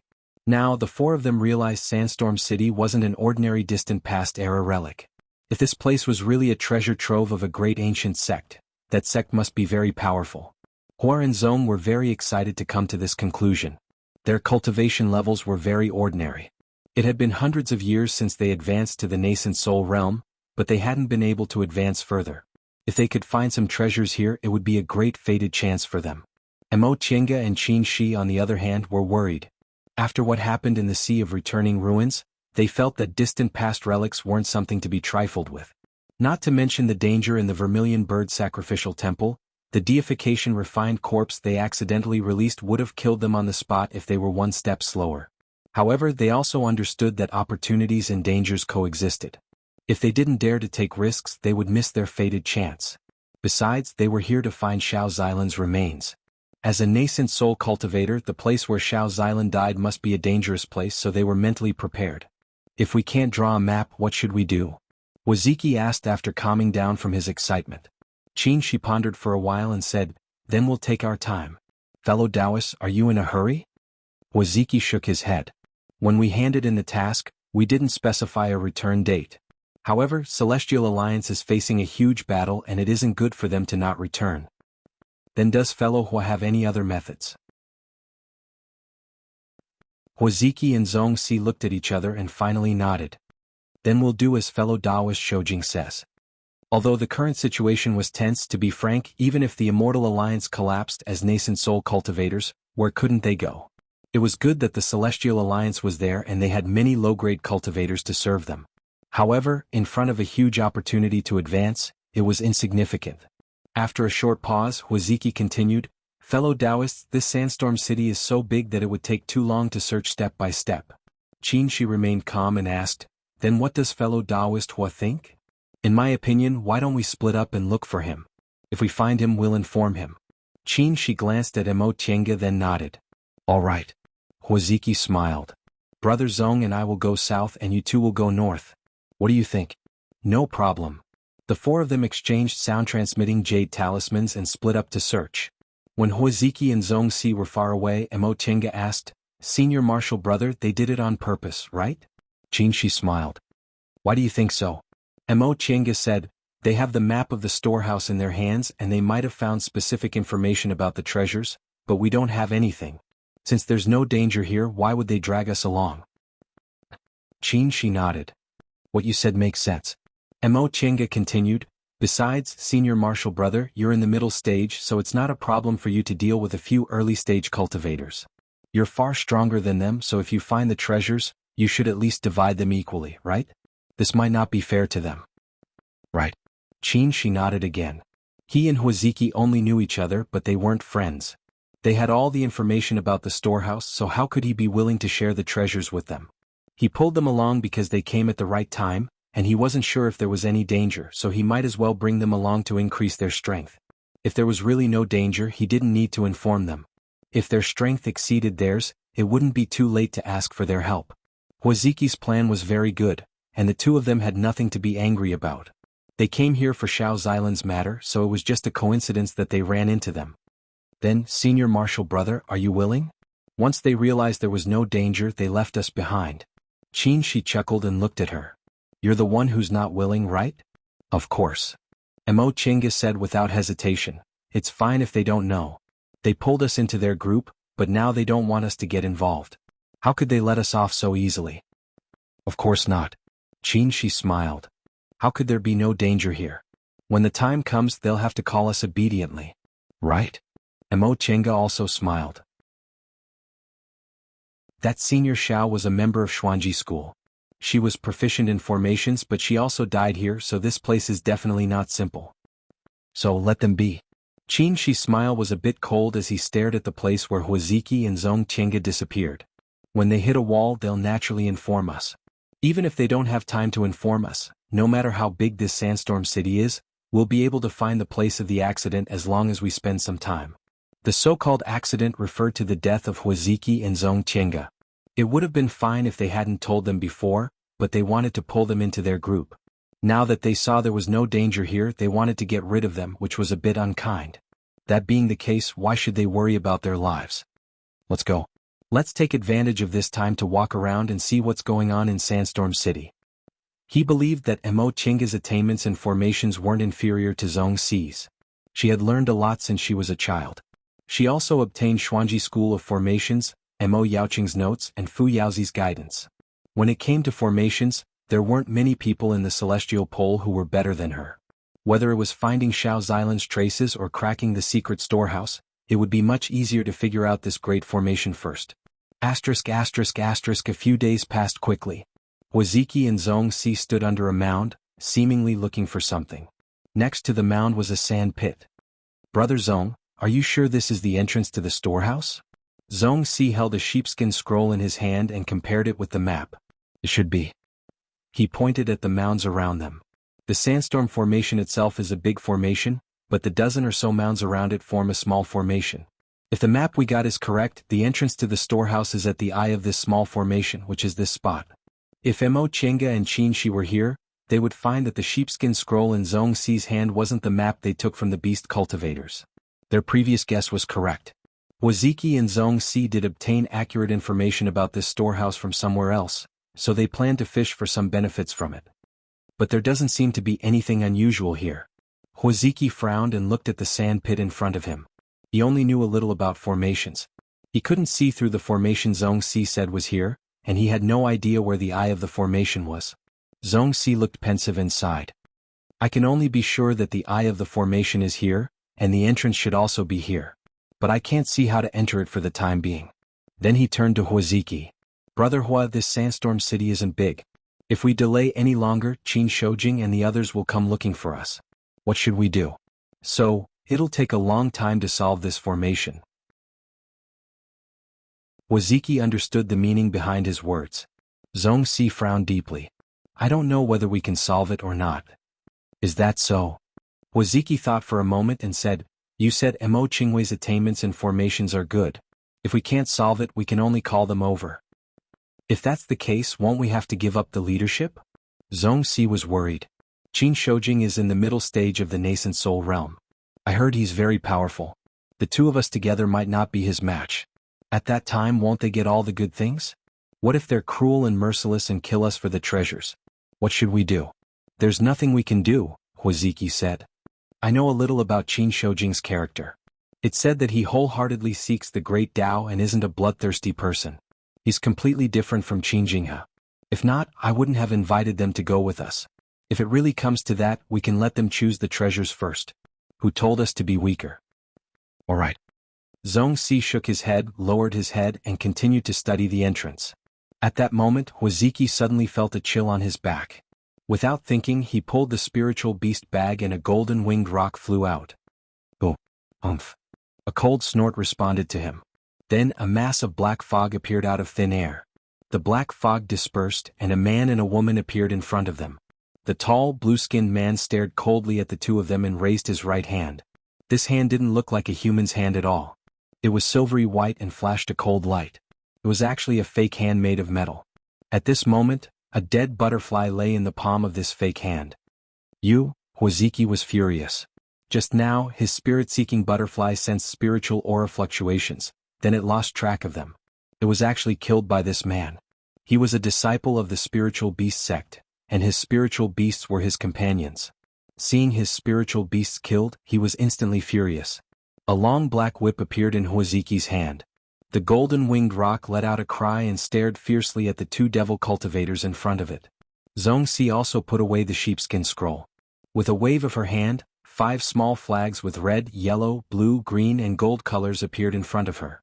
"Who are you?" Huaziki asked angrily. "Why did you kill my spiritual beasts?" The man glanced at them and revealed a mocking smile in his eyes. He said, "Hong Shao." The woman next to him answered, "Yes, young master." Mo Chenga, who was calculating formations, suddenly raised her head and looked in a certain direction. "Senior Marshal Brother." To the south of Fengsha City, spiritual aura surged and intertwined. It seemed something had happened.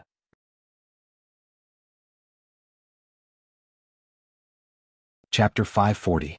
Huaziki was delighted when he received this task. Now that the Immortal Alliance was at war with the demonic cultivators and the demonic cultivators, he would inevitably be involved if he stayed in Kunwu. There were only 3 nascent soul cultivators in the Spirit Beast sect, and he was the one with the lowest cultivation level. Now, not only could he legitimately leave Kunwu Mountain and stay away from danger, but he might also get a fated chance and advance in one fell swoop.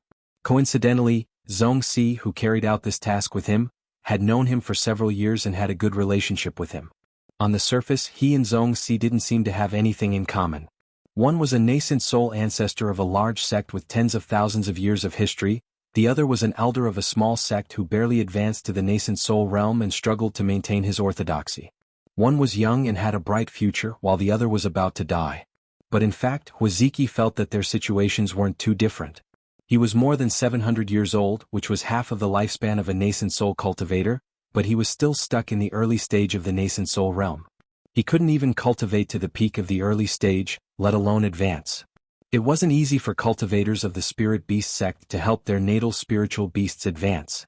Many seniors with outstanding aptitudes stopped at the early stage of the nascent soul realm. His aptitude was only above average, so his advancement to the nascent soul realm surprised many of his fellow disciples. His aptitude was ordinary, and his cultivation level was stagnant in the past 200 years. Although he was the respected Grand Elder of the Spirit Beast sect, in the eyes of the head ancestor, he was no different from the head of the sect who took care of chores. The only difference was that his cultivation level was higher and he was more presentable. If there were no accidents, he would be stuck in the early stage of the nascent soul realm until he died, just like most nascent soul cultivators. But how could he be willing to give up? As long as there was a chance, he wanted to advance to the middle stage of the nascent soul realm even at the risk of dying.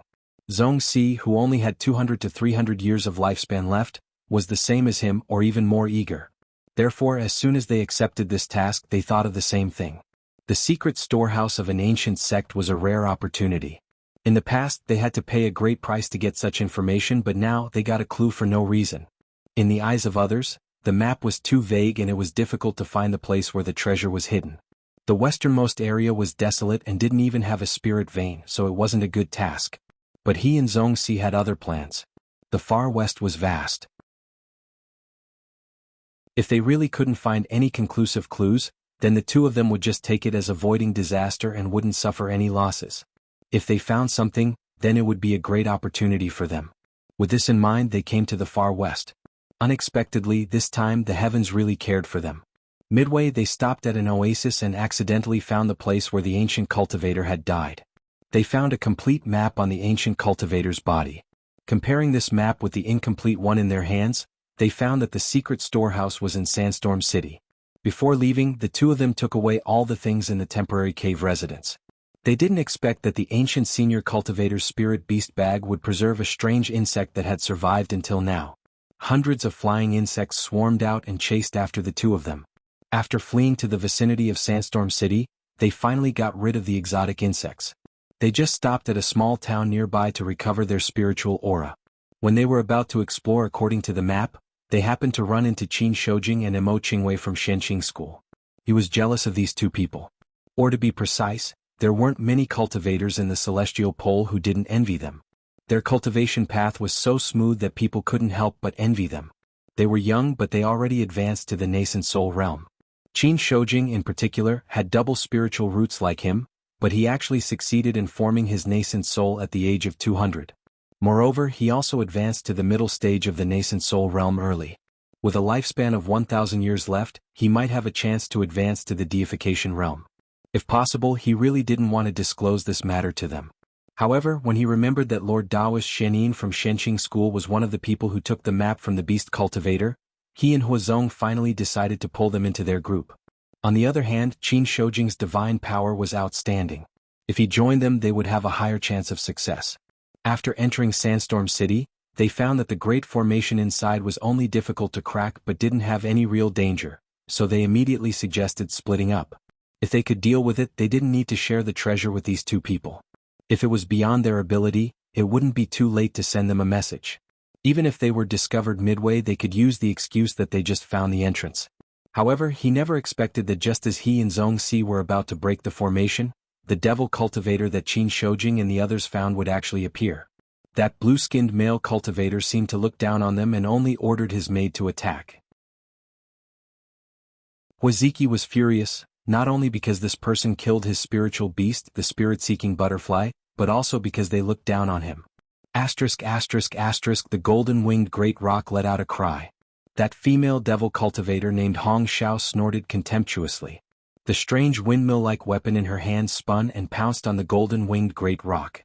Huaziki sneered and lashed out with the whip in his hand. The whip kept lengthening and coiling towards Hong Xiao. Hong Xiao didn't even look at it.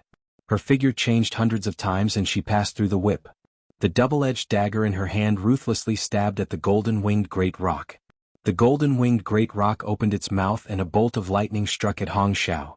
Lightning spells were the most powerful among all spells, especially since this golden-winged great rock was already in the 8th rank.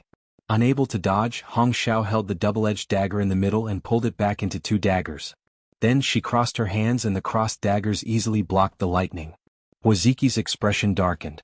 He originally thought that since he and Zhongxi were both in the early stage of the nascent soul realm and these two devil cultivators were also in the early stage, they might not necessarily be weaker than them. It wasn't until now that he realized he underestimated devil cultivators.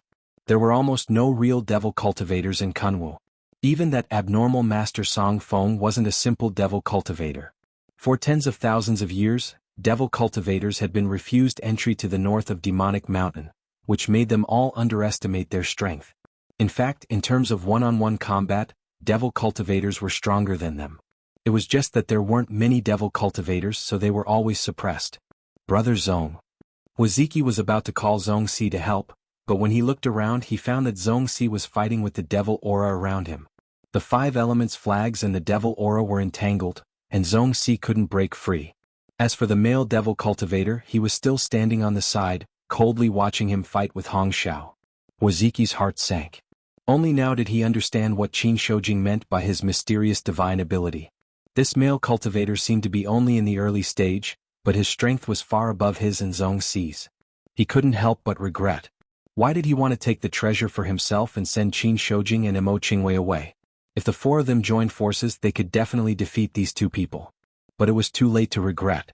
He could only hope that Qin Shoujing and Mo Qingwei could detect the spiritual aura fluctuation and arrive in time. Just as he was thinking about this, he suddenly felt pain in his chest and his spiritual breath became chaotic. His natal spiritual beast, the golden-winged great rock, was stabbed by Hong Xiao.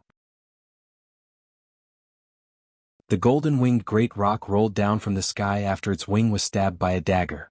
It managed to stabilize itself and cried at Huaziki. An 8th-rank spiritual beast already had spiritual intelligence. The golden-winged great rock was asking him for help. Seeing that his spiritual beast was injured and couldn't resist, Huaziki lashed out with his whip towards Hong Xiao. Under his interference, Hong Xiao had no choice but to retreat. At this moment, the male cultivator who had been standing in the air all along suddenly looked towards the north. We can't delay any longer. With that said, the silver fake hand suddenly expanded and reached towards Zhongxi. Ah! Hearing the scream, Huaziki turned his head and his expression changed dramatically. That male cultivator's fake hand crushed Zhongxi's head just like that.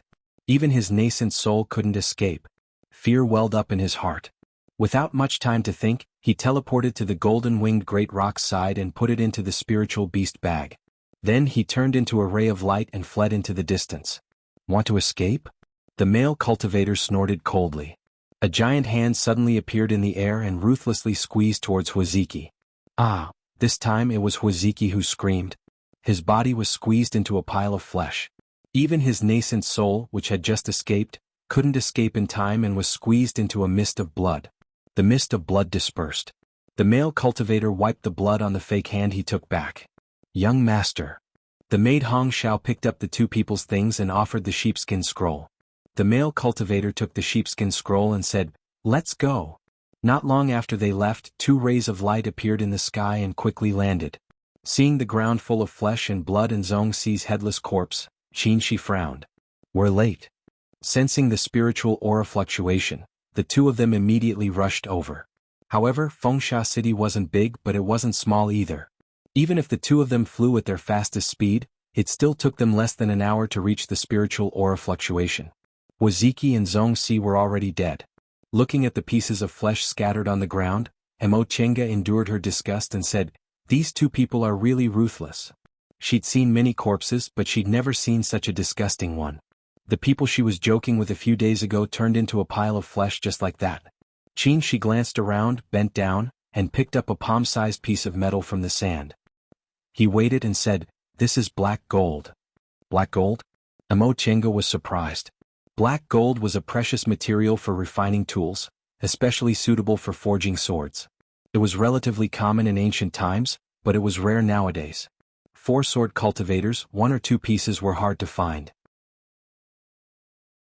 They once saw it in a secret place in ruins of NC, where cultivators from ancient sects used it to make mechanisms. How could he just pick up such a precious thing so casually? "It seems to belong to those two," Qin Shi said. This piece of black gold was shiny and didn't look like it was left behind from ancient times. Mo Chenga took the piece of black gold from his hand and looked at it carefully. She said, "This piece of black gold is cut very neatly and has almost no impurities. It doesn't seem to be a simple material. And if it's a material, it might be something from ancient cultivators." Qin Shi suddenly noticed that Mo Chenga's expression became very strange, so he asked, "What's wrong?" Mo Chenga gave him the piece of black gold. "Touch it." As soon as Qin Shi touched it, he discovered that there were very fine engravings on the surface of the black gold piece. The two of them looked at each other. Mo Chenga took out an ink box from her Chengkuan bag, dipped the piece of black gold in ink, and pressed it on the back of her hand. She took the piece of black gold away. The lines on the back of her hand were messy, forming a messy pattern. When the two of them saw this pattern, they looked up at each other and blurted out, "A map."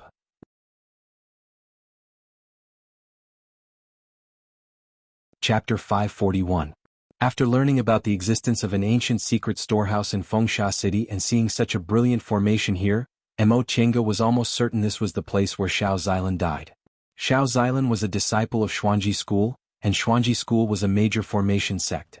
The Xuanji formation book they passed down was exquisite and could be regarded as the best formation technique in the world. Wanderer Ziwei, who had been Xiao Xilan's husband for 200 years, had such attainments in formations, so Xiao Xilan, as his legitimate successor, must be a great formation master. In a place like Fengsha City, cultivators who came to explore together would definitely invite a formation master. Xiao Xilan was undoubtedly a good choice. If this was really the case, this Fengsha City was a dragon's pool and tiger's den. Even a formation master like Xiao Xilan died here. Mo Chenga played with the Jinwu slip in her hand and thought for a while. She said, "I'm not sure about breaking this Fengsha City's formation. Not to mention things that were far away, just this obvious big formation and the countless small formations within it were things that she couldn't understand." Qin Shi nodded to show his understanding. In the past few days they had been trying to figure out this big formation. Although he wasn't good at formations, he knew this formation was far beyond the level of formations in the cultivation world. Even if they brought all the formation masters in the celestial pole here, they couldn't guarantee they could break it. However, the possibility of Xiao Xilan dying here was very high. This was related to Mo Chenga's life, so they had to try even if they weren't sure. "Let's take one step at a time," he said. "We have to try." Mo Chenga also sighed and nodded. Qin Shi turned around and walked around. Finally he stopped in front of the sandpit. "Look here." Mo Chenga looked in the direction he was pointing and was stunned. She saw several mid-grade spirit stones scattered around the sandpit. They seemed to be arranged randomly, but if she looked carefully she would find some kind of pattern. Around the spirit stones, there were also intersecting lines drawn with beast blood. "Breaking a formation with a formation?" she muttered to herself, then crouched down to demonstrate it. A moment later she patted the dust on her hands and stood up. Fellow Taoist Zong is quite unique in formations. He actually came up with this method. Seeing her relaxed expression, Qin Shi asked, "Do you have a solution?" "I can try to complete this formation," Mo Chenga said. "It's hard to say whether I can break it or not, but I have a good chance." That would be the best solution. Since Huaziki set up this incomplete formation here, the entrance is most likely here. Mo Chenga hesitated for a moment. "Do you think those two devil cultivators will come again?" Qin Shi said, "Probably not in the short term. Otherwise they wouldn't have to leave." "Yes." Mo Chenga crouched down and started to mend the formation. Qin Shi, on the other hand, took the piece of black gold and examined it carefully. This black gold piece should be the clue Lord Taoist Shenin and the others obtained from the beast cultivators. The black gold plate was black and glossy. There were fine scratches on both sides. If one didn't touch it carefully, it would be hard to notice. He imprinted the engravings on both sides of the paper and studied them carefully. The engravings on both sides were two maps. One of them had the outline of a mountain range and one could barely tell that it was the terrain of the extreme west. The other should be a map of a maze. The strange thing was that the two maps were not complete. According to the map, there were at least two fragments. Could it be that the two demonic cultivators had obtained one of the fragments? These two maps could only confirm that it was the extreme west. No wonder the Immortal Alliance didn't have too much hope. The extreme west was so vast that the possibility of finding it wasn't high. But how did they know that this map showed the secret storehouse of a big ancient cultivation group? Qin Shi held the item and walked around the sandpit while pondering. It wasn't until he accidentally used his divine sense to explore the inside of the black gold piece that he suddenly understood. This piece of black gold was not only used to engrave a map, but there was also an enchantment sealed inside. It seemed that this item was also the key to the place where the treasure was hidden. According to the records left behind from ancient times, some sects would seal enchantments inside certain objects and use them as keys. However, based on this item alone, it was impossible to confirm that the secret storehouse was in the Sandstorm City. Huaziki and Zong Si must have found other clues. Unfortunately, their things were taken away by the two devil cultivators. Time passed by. Mo Chenga had been calculating the incomplete formation left by Zong Si. At first, Qin Shi studied the two maps, but later he simply sat on the side and meditated. Those two devil cultivators didn't come again. They didn't know whether it was because they had other goals or because they didn't want to fight with them. 2 days later, Mo Chenga finally clapped her hands and said happily, "It's done." Qin Shi opened his eyes and stood up. "There's a result?" The formation left by Zong Si can be considered repaired. Next, we can try to see if we can crack this small formation. Mo Chenga laid a formation flag in the center of the formation and put down the last spirit stone. Buzz. With a soft sound, hundreds of spirit stones lit up at the same time, forming a light shield. A bright white light appeared in the center of the light shield and shot into the sandpit. Boom. After the loud noise, there was a rustling sound. All the sand in the sandpit leaked out. A moment later, the sandpit was empty, replaced by a big black hole. Both Mo Chenga and Qin Shi were happy. They didn't expect things to go so smoothly. They came here without knowing there was a secret storehouse here. Huaziki and Zong Si's accidental death benefited them. The spiritual aura of the spirit stones on the ground was completely absorbed and turned into powder. Mo Chenga erased the traces of the formation and asked Qin Shi, "Do we go down?" Qin Shi thought for a moment and said, "Put your puppet down first. Maybe there are some traps inside." She took out the jade bone puppet from her Chenkuan ring, put the crystal jade in it, and ordered it to jump into the hole. Boom boom boom boom. As soon as the puppet jumped in, several explosions rang out. Mo Chenga felt the puppet was hit by something and almost fell down. Fortunately, this puppet was made of incomparably solid nephrite holy spiritual jade, so it only swayed a bit before it steadily descended. When it safely fell to the bottom, it flew up again. The traps inside the hole were activated again. The puppet flew up wobbly and was hit countless times. When the puppet flew out, Mo Chenga touched the tiny wounds on its body with distress. Fortunately, the white robe it wore was a defensive magic weapon, so these were just scratches and wouldn't affect its strength. She replaced the crystal jade that had used up all its spiritual power and ordered the puppet to jump down again.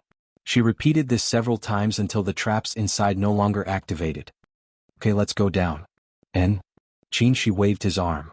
The 3 young real fire sword appeared and turned into several sword lights, surrounding the two of them. "Let's go." Young master. In another corner of Fengsha City, the maid named Hong Xiao asked, "Why don't we kill those two Dao cultivators?"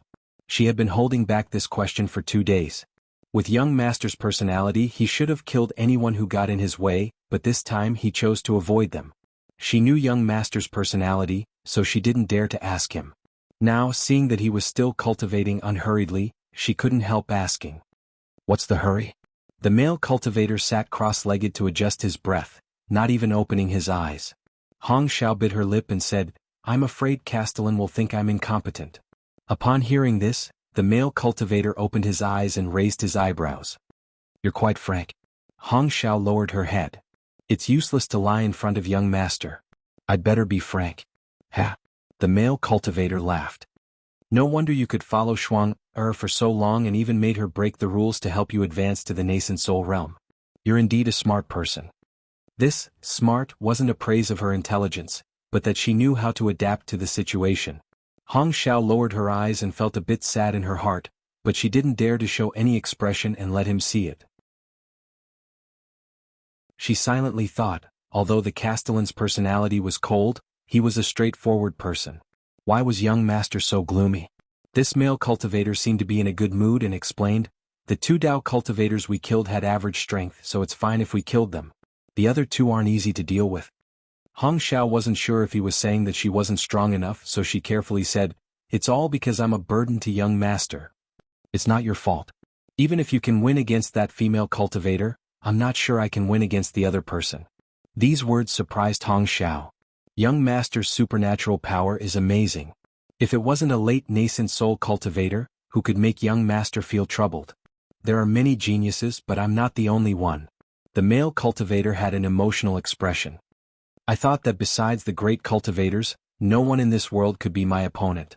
It turns out that I underestimated others." Hong Xiao didn't speak. Now wasn't the time for her to speak. As he sighed, the male cultivator suddenly frowned and sneered. "It's another two juniors in the early stage of nascent soul. They're really daring." Hong Xiao also sensed that two people were flying over. The strange thing was that one was a devil cultivator and the other was a Dao cultivator. It was said that devil cultivators and Dao cultivators in the celestial pole were sworn enemies, so why would a devil and a Dao pair travel together? As she thought about this, the two people got closer and closer and appeared in their field of vision. Hong Xiao put her hands together and held her dagger together to guard against other people's attacks. One of the two people was relatively young and expressionless. He wore a green robe and carried a sword on his back. The other looked like a small old man with thin skin and black clothes. The former was a sword cultivator while the latter was a devil cultivator. The two people landed in front of them, and the four of them sized each other up warily. A moment later, the black-robed old man seemed to notice something and was the first to step forward. "Are the two of you from Yunzhong?" The male cultivator raised his eyebrows, and his hostility faded slightly. He looked at them. "You are?" The old man grinned and his face wrinkled. He pointed at the male cultivator's waist. "This fellow Taoist's belt has the symbol of Night Owl City embroidered on it." The male cultivator lowered his head and saw that his outer robe had been slightly blown open by the wind, revealing half a black mark. He couldn't help but look at this old man in a different light. The mark on his belt was very small, and under normal circumstances he wouldn't notice it at all. This old man was really attentive. He softened his tone and said, "Yes, we're indeed from Night Owl City. Who are you? What are you doing here?" The old man said, "This fellow Taoist and I are individual cultivators from Yunzhong. We came here to look for treasures." "Are you here to look for treasures?" Although Yunzhong and the Celestial Pole now had connections, this place was thousands of miles away from Yunzhong, and it was also incomparably desolate. Apart from looking for treasures, they didn't know what else they could do. The male cultivator didn't hide anything. "Yes." As he said that, he sized up the two people with his vigilance. "I wonder where you got the news that there's treasure here?" The next moment, his eyes widened in surprise because the old man took out something. It was a piece of black gold that was as big as a palm.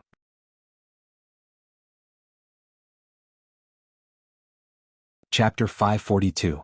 "This thing, where did you two get it?" the male cultivator asked coldly. The old man laughed. "It seems that your excellency also has a piece?" The male cultivator didn't say anything and just looked at them coldly. The old man put away the black gold piece, his smile disappeared, and he looked at them from the corner of his eyes. "Your Excellency, do you want to rob it?" Before he finished speaking, the male cultivator's fake hand suddenly expanded and grabbed the old man. In an instant, the old man turned into a mass of devil aura, disappeared from where he stood, and appeared 10 feet away. Clang! With a clear sound, the sword cultivator's sword jumped out from his back and slashed at the giant hand. The male cultivator snorted, ignored the sword, and continued to grab the old man. The next moment, the sword slashed the giant hand, making a sharp sound. The male cultivator's expression changed. He immediately withdrew his hand and looked at the sword cultivator in shock. The sword cultivator smiled faintly, shook his arm, and withdrew his flying sword. He said slowly, "Fellow Taoist, long time no see." The male cultivator stared at him carefully for a while and was a bit surprised. I'm Jianxin." The sword cultivator's face was thin and somewhat bony, but when he smiled, his eyes were like peach blossoms. He said, "More than 80 years ago, Your Excellency met once." The male cultivator stared at them without saying anything. Jianxin smiled, touched his sword, and said, "Your Excellency seems to overestimate yourself. Killing people and stealing their treasures isn't that easy to do." The male cultivator clenched his fists. If one looked closely, they would find that the hand Jianxin cut was slightly trembling. After a long time, he asked with a dark face, "What do you want?" "Nothing." The one who answered was the old man. He slowly walked to Jianxin's side, his face trembling, and said, "We all came from Yunzhong.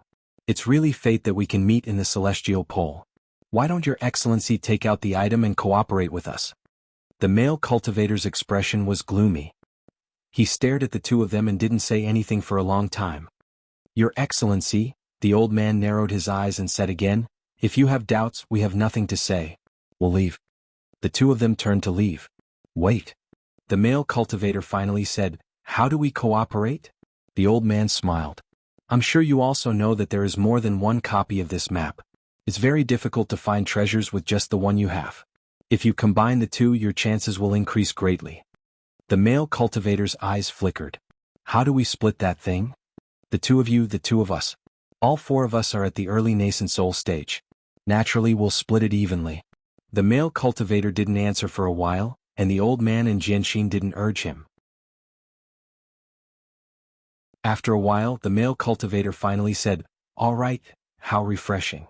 The old man took out the black gold piece again. "Would you like to take it out for us to take a look as well?"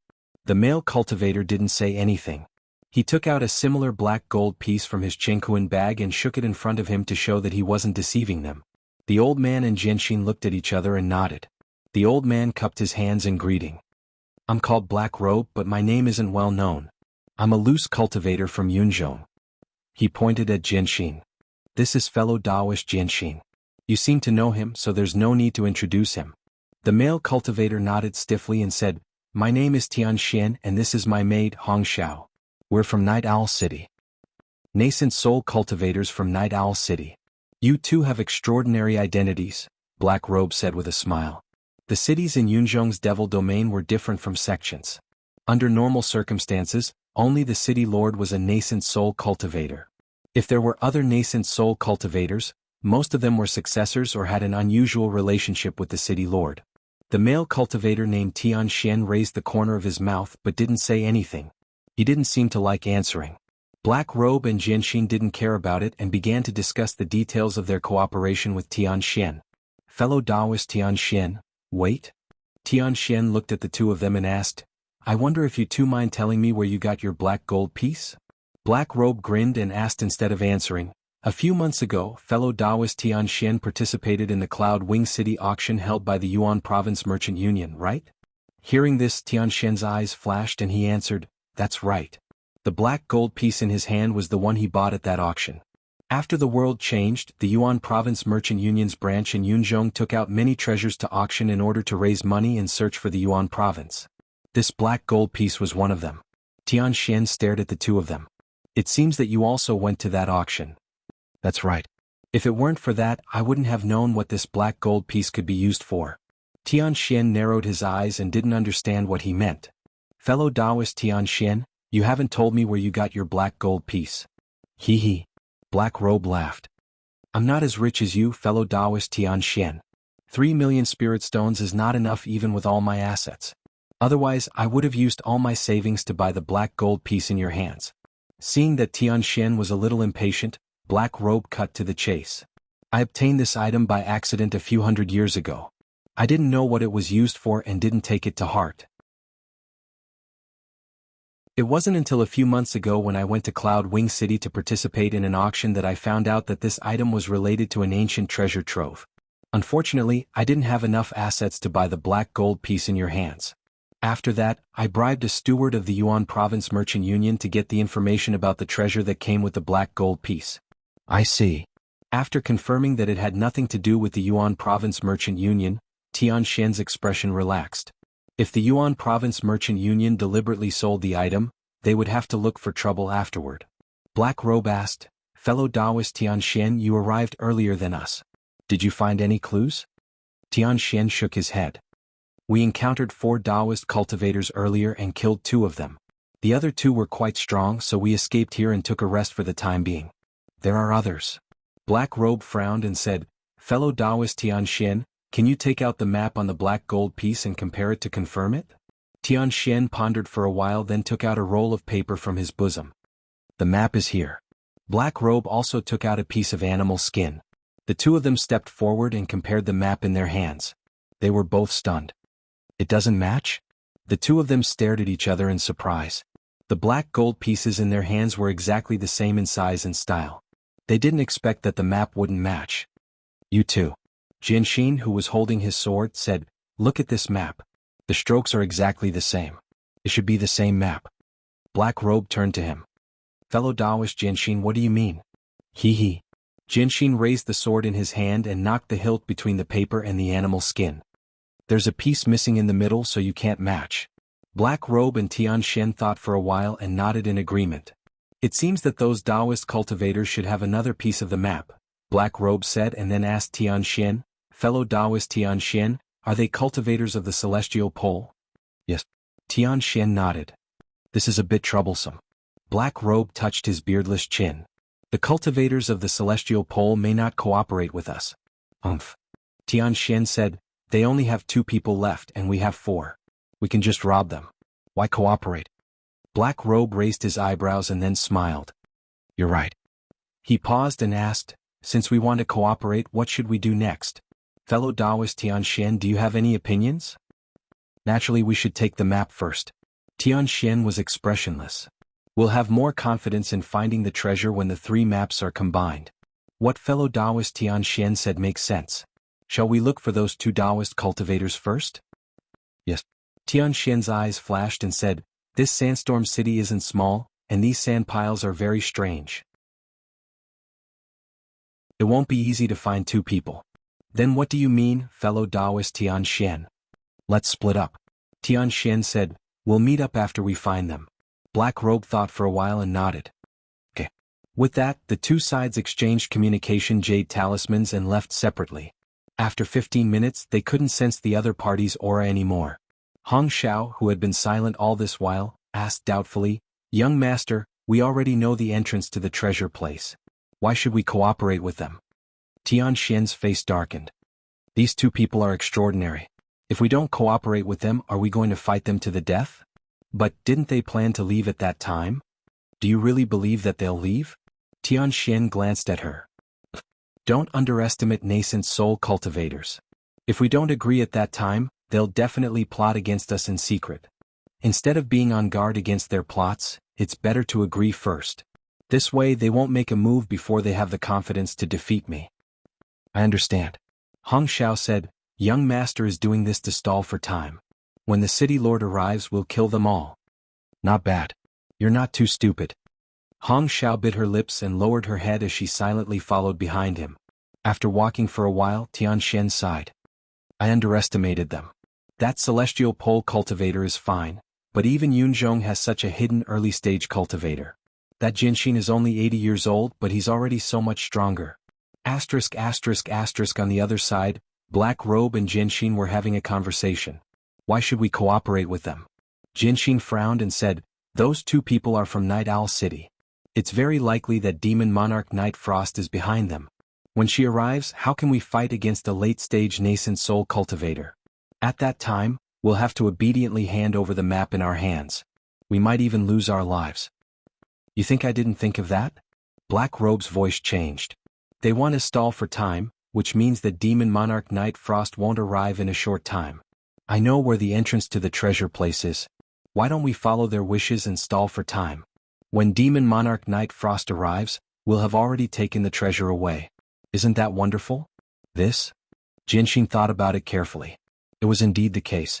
Tian Xian's strength was extraordinary, and he had an early-stage nascent soul maidservant by his side. Instead of fighting to the point where both sides were injured, it was better to use tricks. Even if Demon Monarch Night Frost came with only 1/3 of the map in their hands, it wouldn't be easy to find the entrance in a short time, right?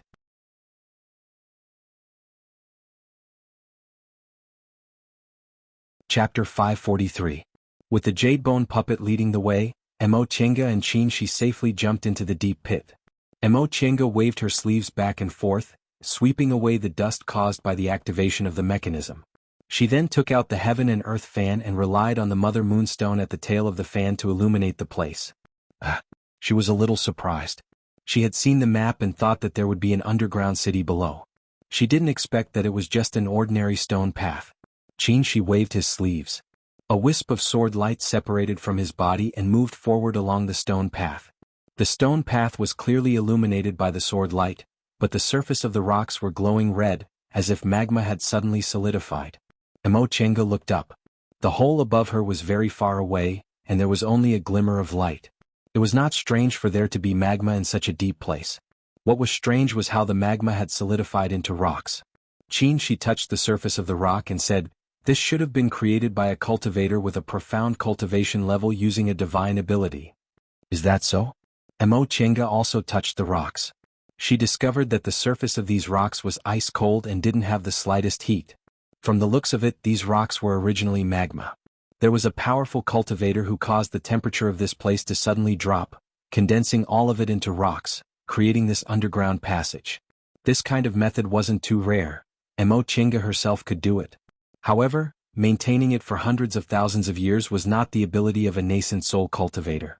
Sure enough, there were mysteries hidden under the Sandstorm City. Let's go. The sword light probed the stone path. After confirming there were no problems, Qin Shi started walking. Mo Chenga answered, then followed him. The stone path was not wide and could only accommodate 2 or 3 people walking side by side. The Jadebone puppet was walking in the front, followed by Mo Chenga and Qin Shi. Although the nascent soul heavenly tribulation completely destroyed her offensive magic weapons, the great benefits she obtained from this trip to Sea of Returning Ruins far outweighed her losses. The Jadebone puppet, the Cosmos Ring, the Great Heavenly Thunder Technique, and the many crystals and high-grade spirit stones were far more valuable than a few ordinary magical treasures. Besides, what she lost were all offensive artifacts. These things could be replaced, and those artifacts with unique functions could all be repaired. The Jadebone puppet walked in front and did not encounter any danger. Even so, the two of them didn't relax their vigilance. Qin Shi kept releasing his sword aura, and Mo Chenga also didn't relax her art of primordial singular energy. Heavenly lightning also floated beside her. After walking for a while, Mo Chenga raised the back of her hand and looked at the map. She silently recalled the path they had just taken and compared it with the map. She said, "It's different from the route on the map. I don't know if it's a missing part or if this place isn't on the map at all." Qin Shi said, "It's very likely that this part wasn't drawn on the map." "Why do you say that? Did you notice? The space drawn on the map should be sealed." Mo Chenga raised her hand and drew a line on the periphery of the map, enclosing the entire route. According to this pattern, the missing parts should also have this line, so this place should indeed be sealed. Qin Shi continued to say, "The details on this map are detailed and meticulous, and the plan is neat and tidy. It might be a building similar to an immortal's cave." Mo Chenga nodded in agreement. A secret storeroom. Since it was a secret, it had to prevent others from discovering it. The storeroom was used to store items, so it needed special protection. This stone passage should lead to the outer part of the secret warehouse. In that case, we can only explore this part of the road by ourselves. And? Qin Shi paused for a moment, then asked, "Have you ever wondered why such a map would appear?" Mo Chenga was puzzled, not understanding what he meant.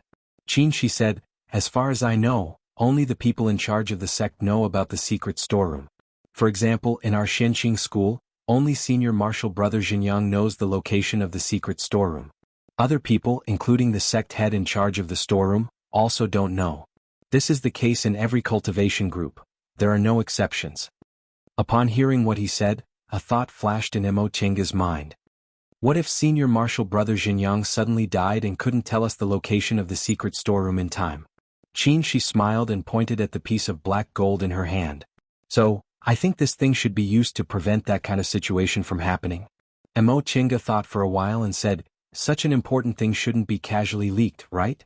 Logically speaking, she said. As far as I know, there are also copies of the map of Xianqing School's secret storeroom in the hands of several people, including our master.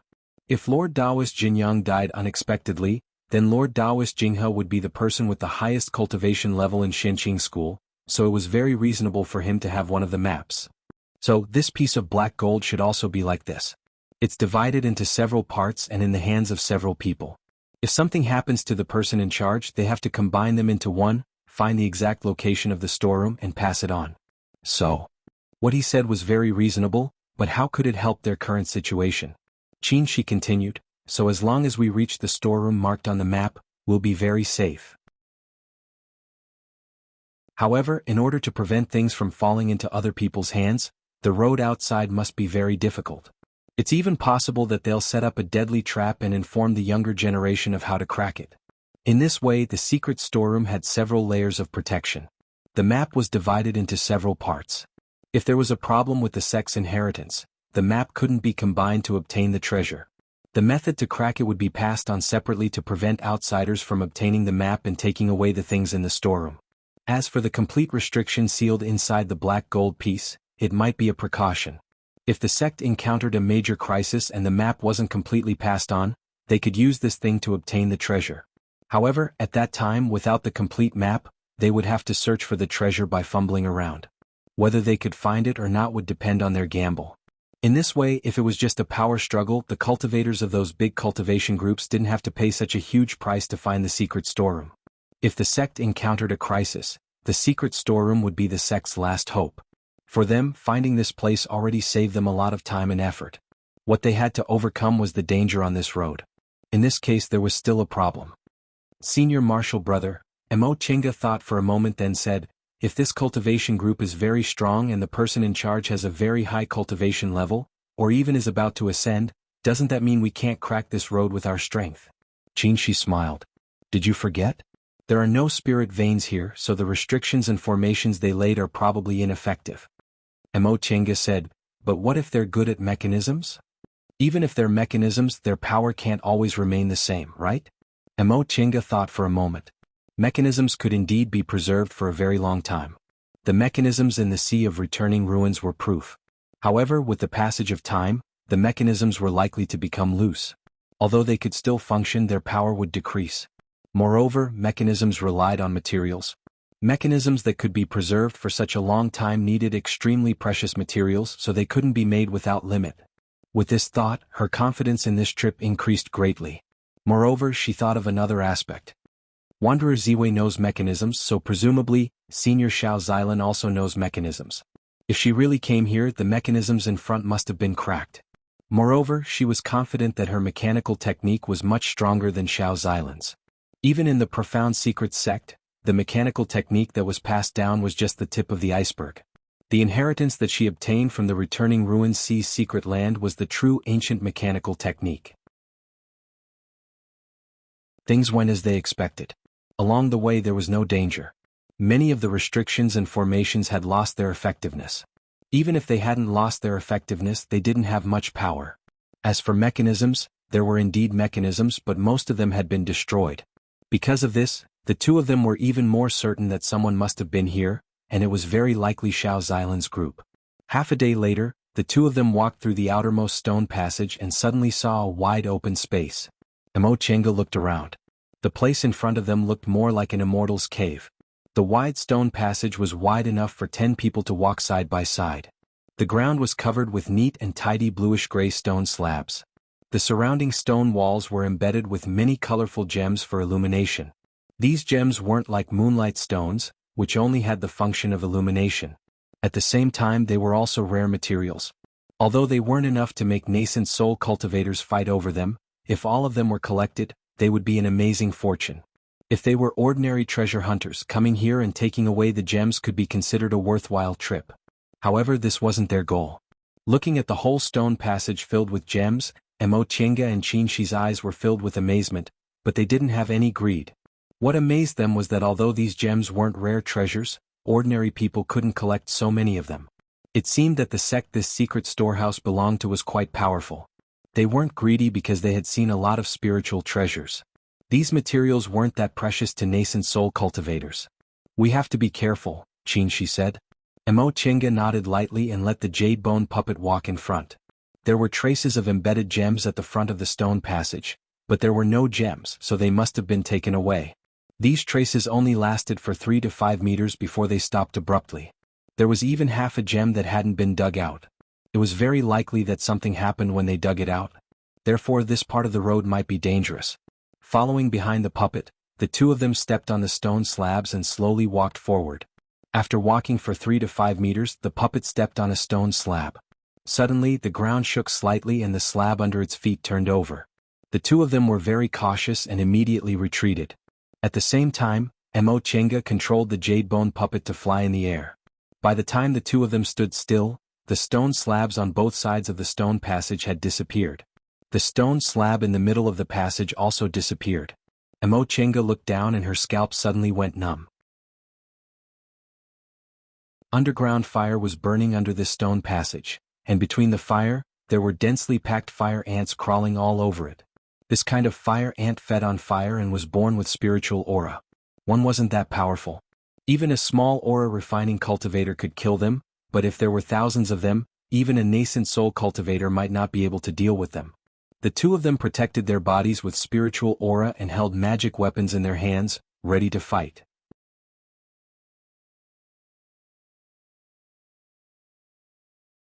Chapter 544.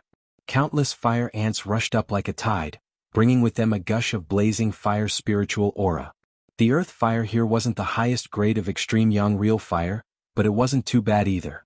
Emochenga thought that there was no spiritual aura on the ground of Fengsha City, so she didn't expect there to be spiritual fire deep underground. There must be a spirit vein here, but it was small and deep underground, so there was no spiritual aura on the ground. Buzz. With a buzzing sound, Chinshi's 3 young real fire sword turned into countless small swords and attacked the fire ants. Wherever the swords went, the fire ants retreated one after another. Emochenga made a hand seal, then her whole body flashed with lightning and she also rushed forward. Among all kinds of spells, fire was the most destructive and lightning was the most powerful. With 1 fire and 1 lightning, most of the fire ants were killed in no time. The two of them walked on the stone slab in the middle and slowly walked forward. They fought as they walked. 2 hours later, the two of them crossed the stone path and arrived at a stone room.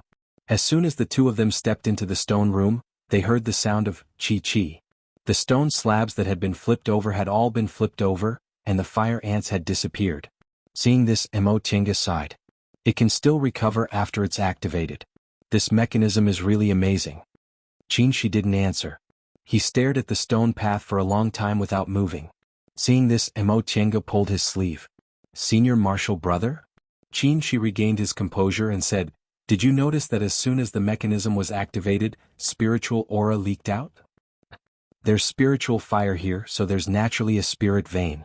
Since there's a spirit vein, the restrictions here are probably still intact." Emochenga had thought of this before, but she wasn't worried. It doesn't matter. The spiritual aura on the Spirit Mountain in Returning Ruins Sea is so abundant that the restrictions are still weakened. This is just a small spirit vein. Even if the restrictions are still intact, they should be easy to break. Chinshi thought about it and nodded in agreement. The two of them rested for a while and were about to start again when they suddenly heard rustling sounds behind them. They turned around and saw the stone slab was turned over again. Emochenga was surprised. What's going on? They already passed this stone path. Why was the mechanism activated again? Someone's coming. Chinshi's divine sense had already detected other people's breaths. They're both in the early stage of the nascent soul realm. Could it be that those 2 devil cultivators have already arrived? No, that's not right. 1 Taoist and 1 demon, not those 2. The two of them looked at each other in confusion. There were only two Taoist cultivators and Huaziki. Huaziki and Zhongxi were already dead. How could there still be Taoist cultivators? Could it be that people from the Sandstorm City had come again? One Tao and one devil? Mo Chenga was bewildered. Could it be that the male cultivator brought someone else here? Those two demonic cultivators were obviously not as strong as them. Maybe the male cultivator had found some helpers. The far west was so far away, but they found helpers so quickly. Could it be that their partners were behind them? It's all right. Upon seeing Mo Chenga's questioning gaze, Qin shook his head lightly. As long as they're in the early stage of the nascent soul realm, they're probably not my match. With the vermilion bird bow, he was now able to go toe-to-toe with late-stage cultivators. No matter how powerful early-stage cultivators were, there was no way they could match late-stage cultivators. For example, Jing Xingji was a sword cultivator who practiced ancient secret techniques. He could be said to be a top-notch existence among early-stage cultivators, but he was only a bit stronger than ordinary middle-stage cultivators. He was far from being a match for late-stage cultivators. Seeing how confident he was, Mo Chenga didn't say anything. She thought for a moment, then said, "These two people not only killed Huaziki and Zhongxi, but they also found their way here. Could it be that their goal is also this secret storehouse?" It's very likely. One secret storehouse is already enough in Sandstorm City. It's impossible for there to be too many secret places. After a pause, he suddenly thought of something and said, "If they really came for the secret storehouse, I'm afraid they also have a map." Understanding the meaning behind his words, Mo Chenga said, "Should we wait here and rob them?" Qin smiled. "That'll save us a lot of trouble." Mo Chenga thought about it and also smiled. "All right. They attacked first, so they can't blame us." Qin glanced around and didn't find any danger, so he found a corner and sat on the ground. "Let's recover our spiritual aura first, then we'll strike first." Mo Chenga also looked around and chose a place. She let the puppet hold the Fuxing sword and lay in ambush on the side. Then she arranged a spirit-concealing formation and also sat down. This stone path was very long. The divine sense of early-stage cultivators couldn't spread to this far, so those two people probably hadn't found them yet. 4 hours later, the sound of spells being cast came closer and closer. Mo Chenga opened her eyes and saw that Qin had stopped adjusting his breath and was listening attentively. When he saw her opening her eyes, he raised his index finger and signaled her to be quiet. To avoid alerting the enemy, they didn't use their divine senses to monitor the situation. At that moment, they only heard the sound of spells being cast getting closer and closer, mixed with the sound of light footsteps. "These two people have extraordinary strength," Qin said through his divine sense. "They came here in such a short time. Although the fire ants were not strong, they could fly and crawl. There was no end to them. They were very troublesome. The two of them walked for more than 2 hours. The two of them only took a little longer than them." Mo Chenga listened for a while, then said, "It seems there's a sword cultivator?" The sound of sword aura was the clearest and sharpest, so she most likely didn't mishear it. "And?" Qin frowned slightly. "Be more careful." By the time he finished speaking, the two men had already arrived. The moment he stepped into the stone room, the mechanism closed again with a series of creaking sounds. "Phew." Someone gasped and was about to speak when a sword light suddenly swept over silently. He was so shocked that he swallowed his words. Clang. That person used his flying sword to block Qin's sword aura. Their sword chi clashed, and when they looked at each other, they were both shocked. "You." At the same time, the puppet lying in ambush raised the Fuxing sword and slashed down. Boom. The other person moved even faster, and a ball of demonic chi assaulted the puppet, forcing it back several steps. Mo Chenga took a step forward, holding the heaven and earth fan. Just as she was about to make a move, she was also stunned. The nascent soul battle, which was on the verge of breaking out, suddenly stopped. The four people stared at each other without speaking for a long time. Cough. Finally, someone coughed. "Qin Shoujing, you're really haunting me. Why do I run into you everywhere I go?"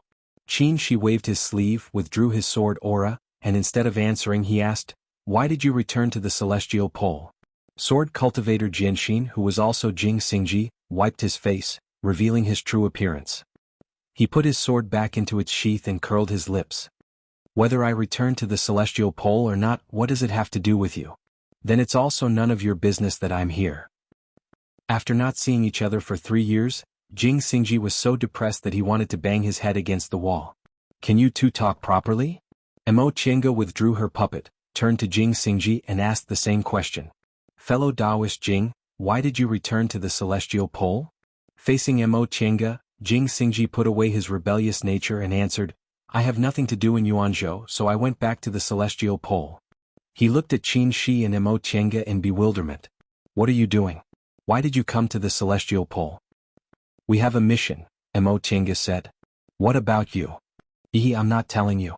Jing Xingji smiled complacently, looked them up and down and said, You two are doing well. Your cultivation levels have improved again. You're doing well too.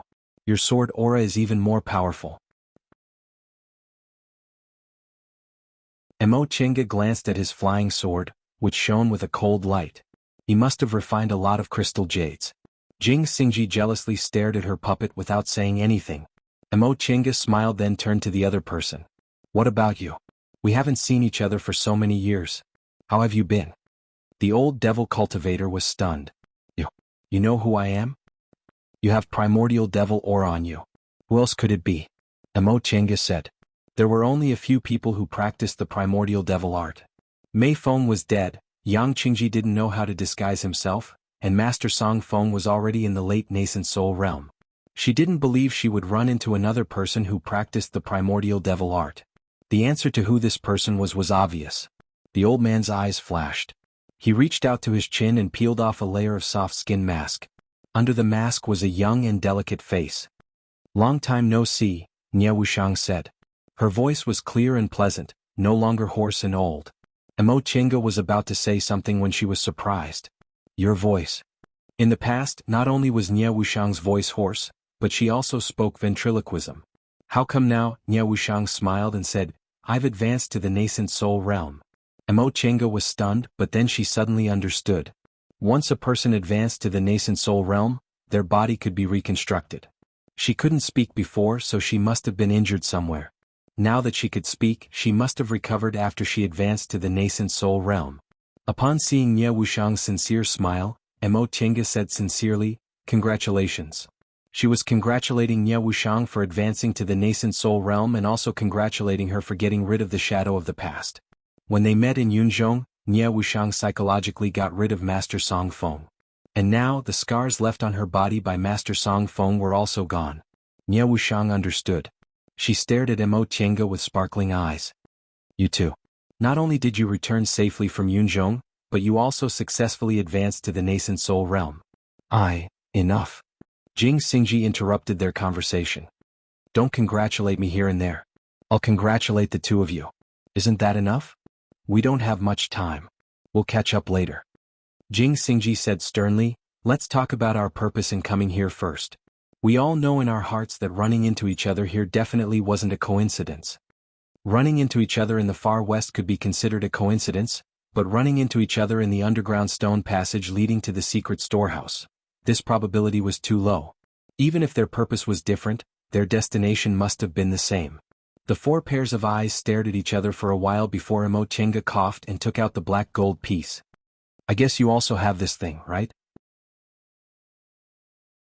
Upon seeing this thing, Nye Wuxiang said, Turns out the last piece of the map is with you. It seems the Dao cultivators those two Yunzhong devil cultivators mentioned were you. Yunzhong devil cultivators? Mo Qianga and Qin Shi glanced at each other. Those two people turned out to be devil cultivators from Yunzhong. Why did devil cultivators from Yunzhong come here? We'll talk about this later. Nye Wuxiang stared at them. Now that we've confirmed that our purpose is the same, should we cooperate next? Is there a need to ask? Mo Qianga said, If I don't cooperate with you, should I cooperate with those two devil cultivators?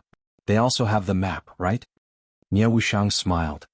Alright, then let's compare the map first and see how we can cooperate. That you're tuning in to the Han Li's Wuxia Chronicles YouTube channel. We're so grateful for your support, and don't forget to subscribe to join us on this incredible journey through captivating stories. Your generosity through donations truly makes a world of difference, as it's the primary source of revenue that allows me to expand and enhance this channel for you. Thank you from the bottom of my heart for being a part of this adventure.